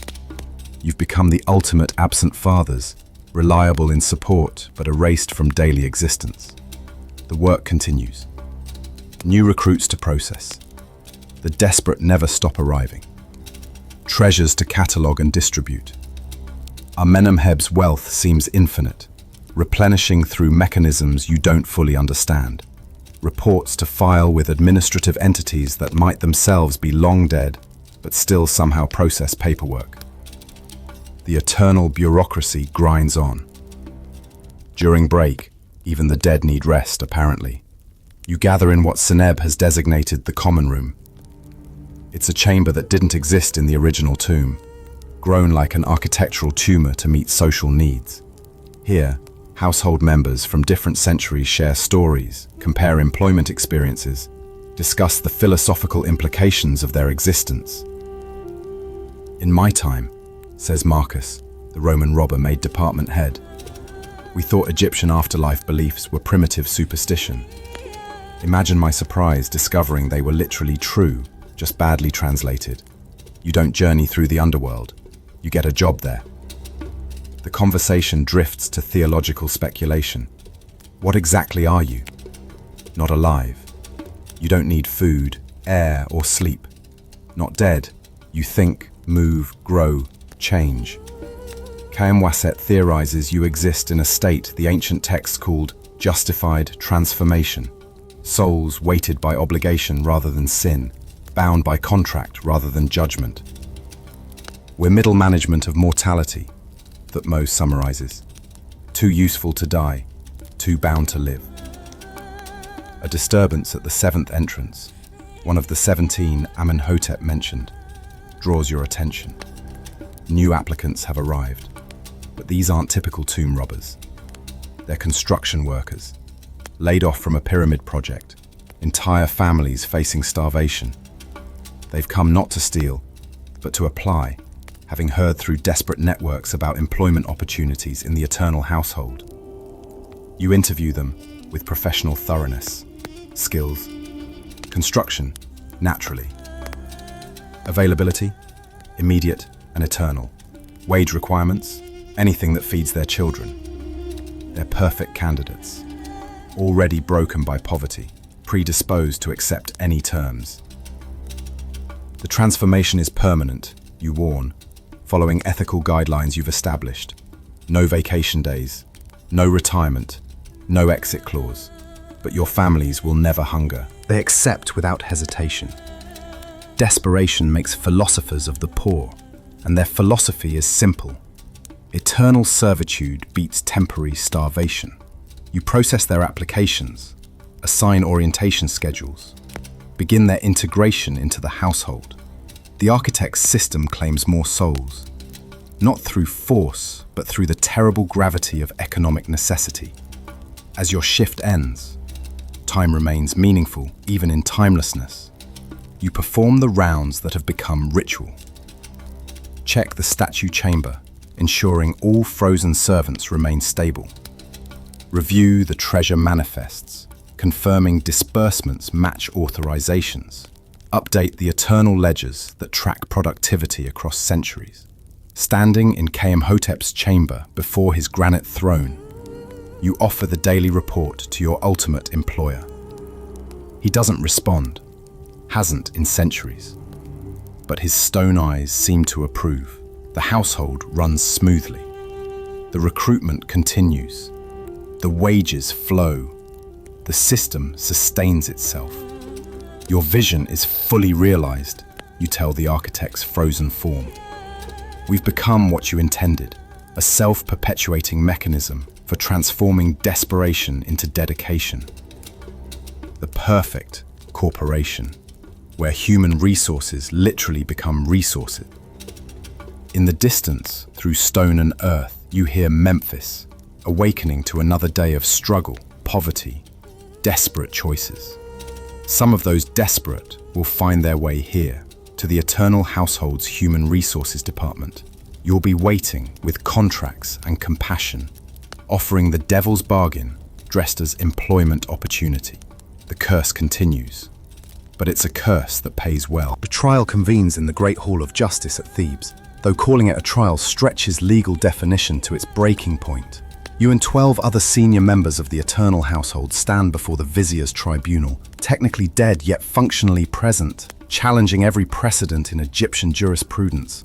The charges are simultaneously absurd and accurate: conspiracy to commit employment while deceased, managing a tomb without proper licensing, and the catch-all crime of offending Mart through administrative irregularities. Vizier Ramoth, a man who's navigated 30 years of bureaucracy, stares at documents that make his head throb. Before him lie employment contracts written on papyrus that carbon dating will eventually prove older than several dynasties, yet bearing signatures dated last week. Wage disbursements in gold that definitely came from a sealed tomb, yet were distributed through channels that seem legally legitimate. And most disturbing, testimonies from living families swearing their deceased relatives provide better financial support than they ever did while breathing. "Let me understand," Ramos begins, his voice carefully modulated to hide existential panic. "You claim to be Amenemheb's duly appointed administrative staff, hired post-mortem to manage his eternal household, with full authority to disperse wages from his burial goods." "Correct, Your Excellence," you respond, with the calm of someone who's had decades to prepare this legal defense. "We have documentation." The mainstream historical record contains numerous references to tomb corporations, groups that managed the offerings and rituals for deceased nobles. Historians interpret these as living priests performing ceremonies. The truth, standing before Ramos in kilts pressed with eternal creases, is more complicated. Kamwaset presents the evidence with priestly precision. Original contracts bearing Amenemheb's seal, the architect Kamhotep's design specifications, explicitly calling for perpetual staff. Financial records showing centuries of careful management, investments that somehow generated returns, an endowment that grew rather than diminished despite constant disbursements. This is impossible, the prosecution argues. A young scribe named Jehuti, who clearly expected a simple tomb robbery case. The dead cannot enter contracts. The dead cannot manage property. The dead cannot what? Thutmose interrupts. Cannot stand before you speaking, cannot present evidence, cannot run a successful organization for longer than your dynasty has existed. Evidence suggests otherwise. Here's the legal nightmare. Egyptian law recognized the continued existence of the Ka, the spiritual double that required sustenance after death.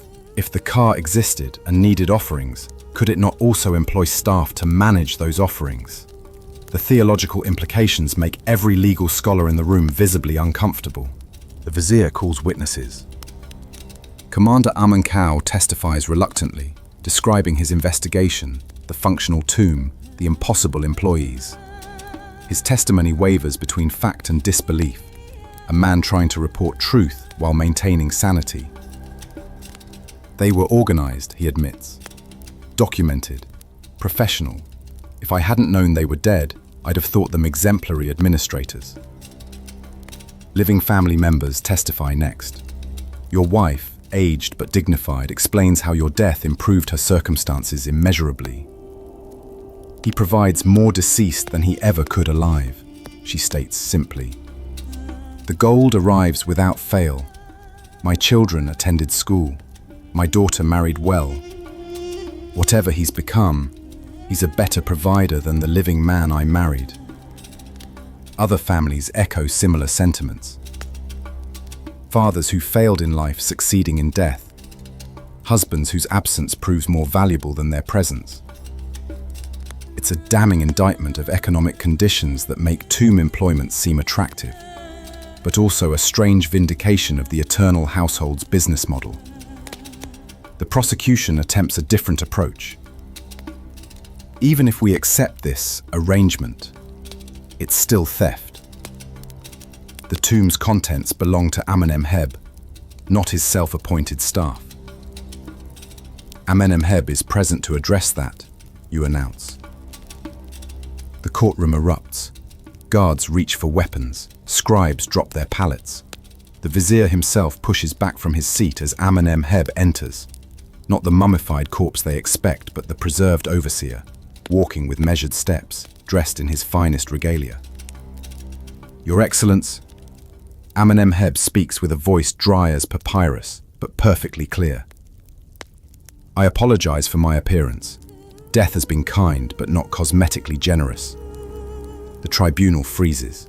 You've presented the ultimate witness, the alleged victim, come to testify that no crime has occurred. Amenemheb settles into the witness chair with creaking dignity, ignoring the horror on every living face. The eternal household operates with my full consent, he testifies. I established it in my will, funded it with my burial goods, appointed Kayamhotep as eternal architect and administrator. These men aren't thieves. They're my employees. My very efficient, very dedicated employees. You're dead, Jehuti protests, legal composure cracking. The dead cannot testify. Can't I? Amenemheb asks mildly. I seem to be doing so, unless you're suggesting I'm alive, in which case there's definitely no crime, as I can distribute my wealth however I choose. It's a legal paradox that threatens to break the entire justice system. If Amenemheb is dead, his testimony might be invalid, but then how is he testifying? If he's alive enough to testify, then he can authorize the household's activities.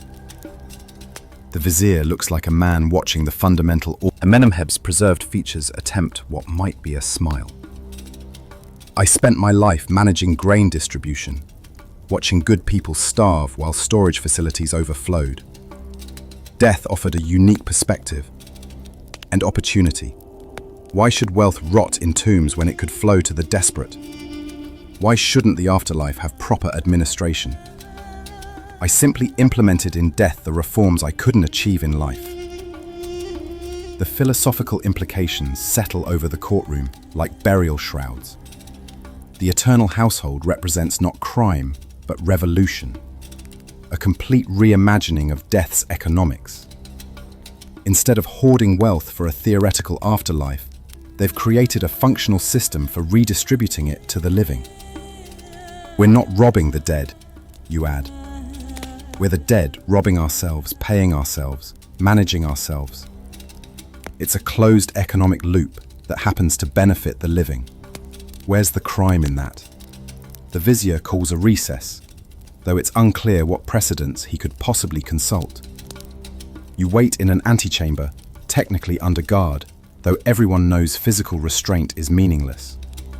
Puneb amuses himself by periodically shifting into statue form, sending guards scrambling. Think they'll rule in our favor? Seneb asks. They have to, Kenwaset reasons. The alternative is admitting the legal system can't handle our existence. That would undermine more than just this case. It would question the entire structure of Ma'at. When the tribunal reconvenes, Vizier Ramos looks like a man who's aged years in hours. His judgment when it comes is a masterpiece of bureaucratic compromise. This tribunal finds no evidence of traditional tomb robbery. The entities before us appear to operate within a theological grey area our laws never anticipated. Therefore, this tribunal rules as follows. The eternal household may continue operations, provided they register as a formal corporation, pay appropriate taxes on disbursements, and submit to annual audits. We're being legitimized, Thutmose marvels. We're being taxed, you correct. Death and taxes, now literally inseparable. The vizier continues with conditions. No active recruitment of the living, no expansion beyond Amenemheb's tomb, regular reports to the temple administration. It's regulation rather than prohibition, the government's attempt to bureaucratize the impossible. As you file out of the courtroom, Egypt's first legally recognized undead corporation, Jehuti approaches. This isn't over, he warns. You've opened a door that can't be closed. Every tomb in Egypt will want its own eternal household. The entire economy of death will collapse. Will it, you ask? Or will it evolve? We've proven the dead can be productive, that tombs can be more than monuments, that the afterlife needs administration, just like the living world. You're insane, he spits. All of you. No, Amenemheb corrects gently. We're incorporated. The legal victory feels hollow as you return to the tomb, now officially designated a spiritual enterprise zone. You've won the right to exist, but existence itself remains the curse. Legal recognition doesn't change the fundamental horror of your situation. Eternal employment in a job you can never quit, providing for families you can never truly rejoin. But the household celebrates anyway. Marcus organizes a feast no one needs to eat. Amenhotep illuminates chambers with festive arrangements. Even K'Imhotep's statue seems to approve, granite features holding what might be satisfaction. "We've done it," K'Imhotep announces. "We've legitimized the impossible." "No," you correct, looking at documents that make you Egypt's first legally dead CEO. "We've just begun. The eternal household is now official. Time to expand operations." The architect's vision has achieved its final form. A curse become corporation. A tomb become tax-paying entity. The dead become deadly efficient. The transformation is complete. The real work begins now. Time moves differently in the eternal household. Decades blur like days, centuries stack like scrolls in your ever-expanding archives. You've watched dynasties rise and fall from your underground offices, processed applications from Persians, Greeks, Romans, each wave of conquerors eventually producing their own desperate poor, willing to trade mortality for steady employment. The tomb has grown, no longer just Amenemheb's burial place, but a vast subterranean complex connecting to other tombs, other households, a necropolis-wide network of the productively deceased. Your reflection in the polished copper mirror shows no change. Hair still dark, skin still taut, eyes still holding the middle distance between life and death. But inside, you feel the weight of centuries, the accumulated burden of processing desperation, transforming poverty into purpose, converting the doomed into the dedicated. You've become what K'Imhotep envisioned: eternal, middle management, forever efficient, never free. "Sir," your current assistant, a Ptolemaic Greek who robbed the wrong tomb in the wrong century, hands you the quarterly reports. New Kingdom Holdings is outperforming projections. The merger with Ramesses XII's household has increased productivity by 30%. The eternal household has evolved into something the architect couldn't have imagined. What began as one tomb's security system has become a multinational corporation of the dead.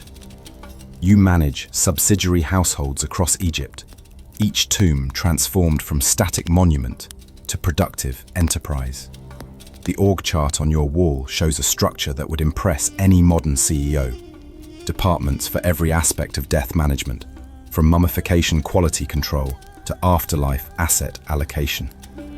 The mainstream historical record notes the economic boom during certain periods of Egyptian history, attributing it to trade or conquest. They don't recognize the shadow economy you've built. The dead investing their grave goods, generating returns, creating employment for both living and deceased. Every prosperous merchant family has ancestors in the eternal household, drawing dividends from death itself. But success brings complications. Your latest crisis stands before you in the form of Cleopatra. Yes, that Cleopatra. She didn't die by snakebite, as history records, but through careful negotiation with the eternal household, transforming her suicide into a strategic career move. Now, she wants to restructure the entire operation. The Romans are coming, she states, with the authority of someone who ruled kingdoms, and now manages the kingdom transitions department, not just as conquerors, but as administrators. They'll want to incorporate our operations into their own afterlife infrastructure. We need to position ourselves as indispensable.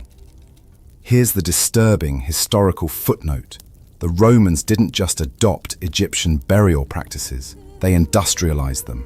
Historians attribute this to cultural exchange. The truth sits in your boardroom as Cleopatra presents a hostile takeover bid dressed as a merger proposal. "We survived every transition," you remind her. "Persian, Greek, now Roman.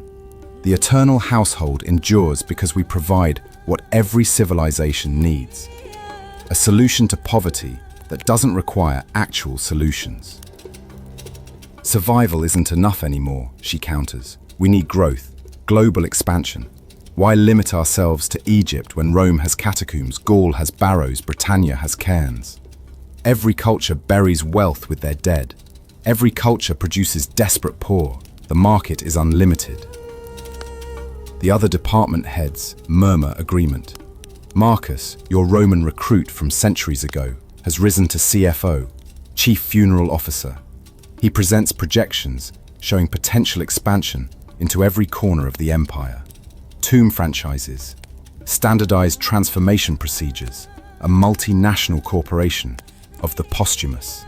This isn't what we are, Kaimwaset protests, clinging to theological purity. We're servants of specific tombs, bound to specific masters. This commercialization corrupts our purpose. Our purpose? Cleopatra laughs, a sound like sand through silk. Our purpose is what we make it. The architect created a system. Systems evolve or die. Even the dead must adapt. The debate rages through your scheduled hours and into what would be night if sunlight mattered here. You've had this argument in various forms across centuries. Tradition versus innovation, stability versus growth, the original vision versus market demands. But Cleopatra has forced the issue. The Romans are coming, and they'll either incorporate or eliminate you. Vote, you finally declare. All senior staff, expansion or isolation, growth or tradition, choose our eternity. The vote splits, predictably. Old Kingdom employees favor tradition. Ptolemaic and Roman recruits want expansion. The deciding vote falls to Amenemheb himself, who spent the last several centuries contemplating in his sarcophagus, emerging only for critical decisions. He enters the boardroom with ceramic dignity, preservation techniques keeping him functional, but clearly ancient. I have watched, he says slowly, my simple tomb become this vast enterprise. Watched my personal servants become a corporation spanning millennia. The question isn't what I intended, but what serves our employees best. He pauses, considering.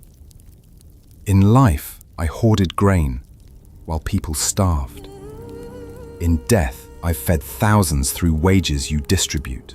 If expansion feeds more, houses more, employs more, then expand. Let the eternal household become truly eternal, truly universal. Let no tomb hoard uselessly what could flow productively. The decision made, transformation begins immediately.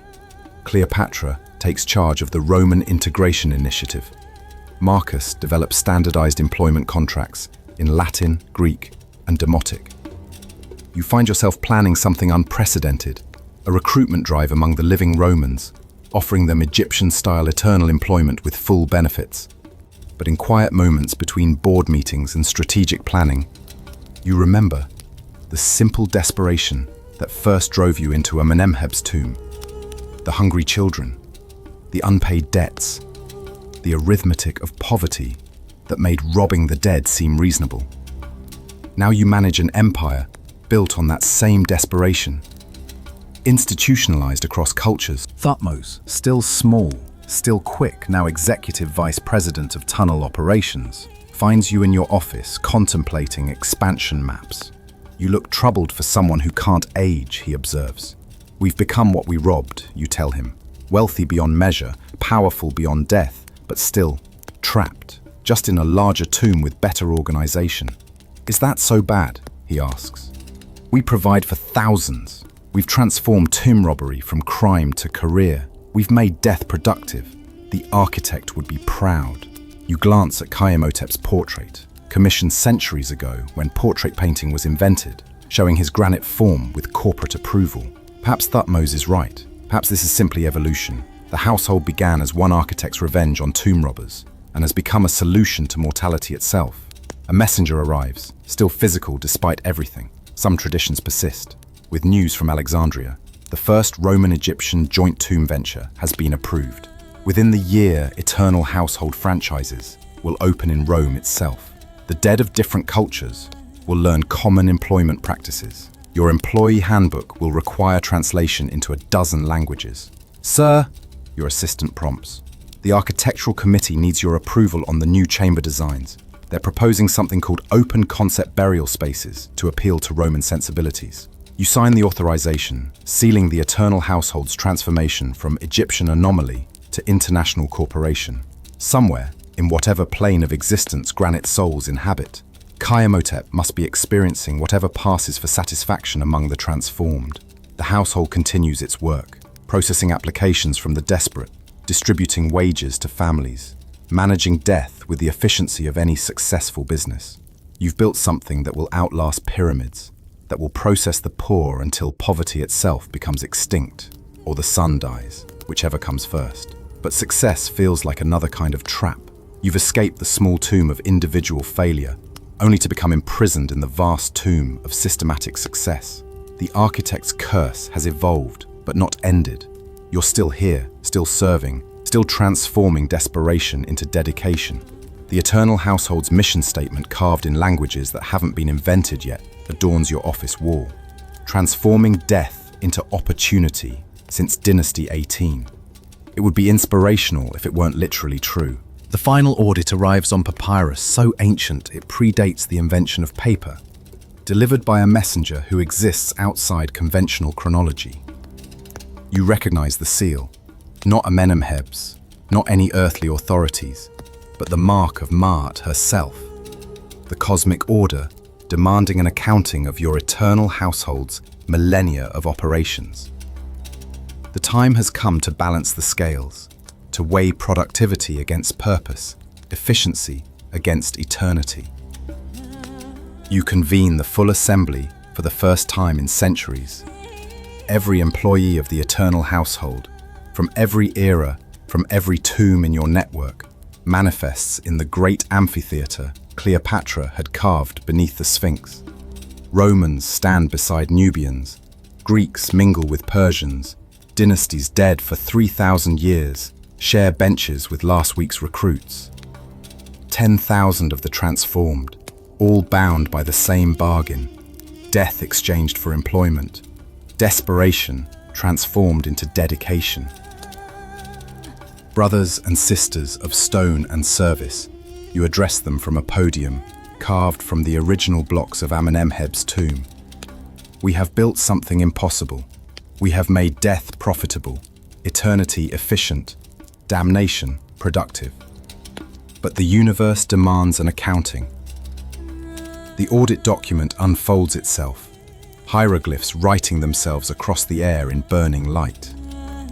The cosmic accountant, if Ma'at can be reduced to such mundane terms, has questions.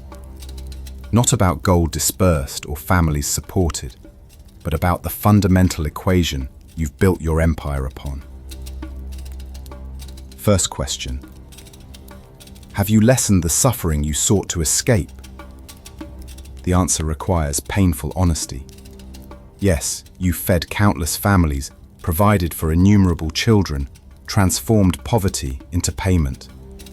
But you've also perpetuated the system that creates such desperation. The eternal household doesn't solve poverty. It monetizes it, requires it, depends on the endless supply of the desperate. You've become poverty's most successful parasite. Second question. Have you served justice or merely systematized injustice? Waset takes this one. Is theological training still sharp after millennia? We've revealed the injustice inherent in hoarding death's treasures. Every functioning tomb proves that wealth should flow, not stagnate. But, he pauses, we've also made eternal servitude seem reasonable. We've normalized the abnormal. We've made horror manageable through good management. The assembly murmurs, some agreeing, others defending their existence. Marcus stands, his Roman pragmatism cutting through Egyptian philosophy. We gave choices to those who had none. Yes, they're terrible choices. Death or starvation, transformation or degradation, but choice nonetheless. Third, here Cleopatra excels, presenting charts that span dimensions. We've created the first post-death economy, generational wealth that actually passes through generations, employment that transcends mortality. We've proved that death is not an ending, but a career transition. But the cosmic audit goes deeper. It shows not just what you've built, but what you've become. Each of you started as a desperate thief, transformed into an eternal employee, evolved into architects of a system that replicates your own damnation. You haven't escaped the architect's trap, you've become it, spread it, franchised it across cultures and centuries. The mainstream historical record will never capture this moment. 10,000 dead, debating their collective performance review with the universe itself. But here's the truth history missed. Every great tomb, every pyramid, every monument to death was staffed by the transformed. Your eternal household didn't corrupt Egypt's afterlife. You were its human resources department all along. Amenemheb rises to give his perspective, preservation techniques, keeping his voice clear despite 4 millennia of use. I commissioned a tomb to protect my wealth for eternity. Instead, Hotep built a system that transformed my greed into wages, my hoarding into employment. Every gold piece I clutched has fed families. Every treasure I accumulated has circulated. Death has made me a better person than life ever did. Paineb, forever shifting between flesh and stone, adds his laborer's wisdom.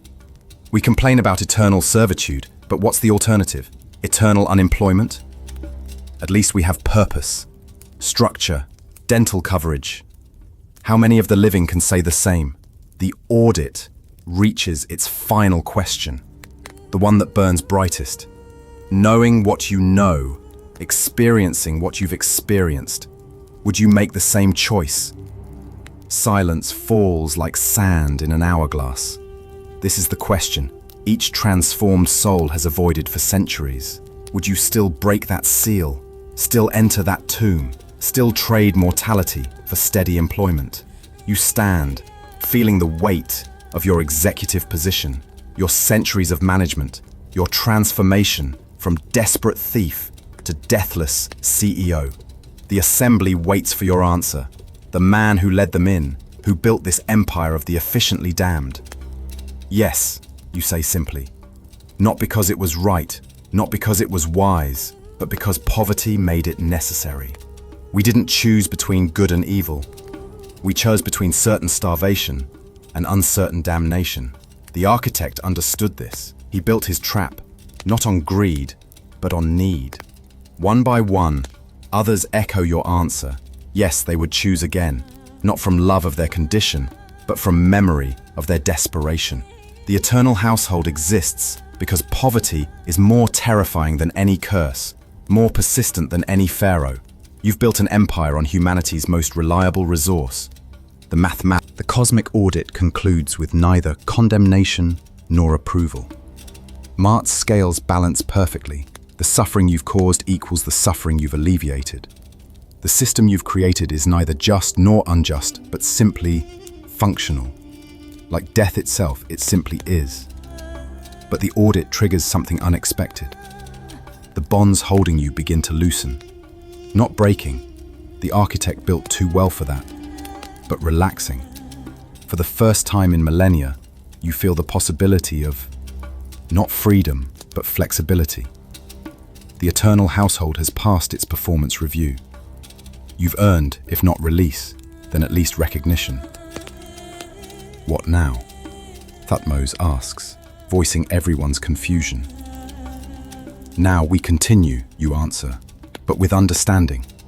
We're not cursed, we're employed. We're not damned, we're necessary. We're the dark mirror that shows what desperate people will accept when society offers them nothing else. The assembly disperses, returning to their posts across the necropolis network. But something has changed. The eternal household continues its operations, but now with a self-awareness that transforms routine into ritual, efficiency into philosophy. You return to your office, that same chamber where you first faced Amenemheb's risen form. Your desk holds new applications, fresh desperations, tomorrow's transformations. The work continues because poverty continues. The eternal household endures because need endures. But now you sign authorizations with a different understanding. You're not perpetuating horror, you're documenting it. Every transformed soul, every granite servant, every efficient employee proves the same point. People will accept any terms when the alternative is watching their children starve. The architect's final genius wasn't the trap he built, but the mirror he created. The eternal household reflects not the greed of tomb robbers, but the failures of the society that produces them. You haven't solved anything. You've simply made the problem visible, profitable, permanent. As eternity stretches before you, endless as the applications on your desk, you achieve the only peace available to the transformed: acceptance. You are what desperation made you. The household is what necessity built. The curse continues, but at least it's a curse with excellent benefits and regular performance reviews. Somewhere in his granite throne, Kemhotep's stone lips might be smiling. His revenge is complete, not because he trapped tomb robbers, but because he transformed them into evidence. Every functioning tomb, every productive death, every wage dispersed to the desperate proves his point.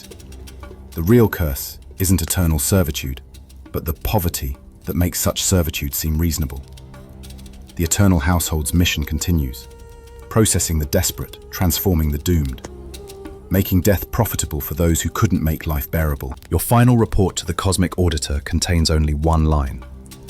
Operations continue as expected. Poverty remains our most reliable supplier. The scales of Ma'at balance perfectly. They always have, they always will.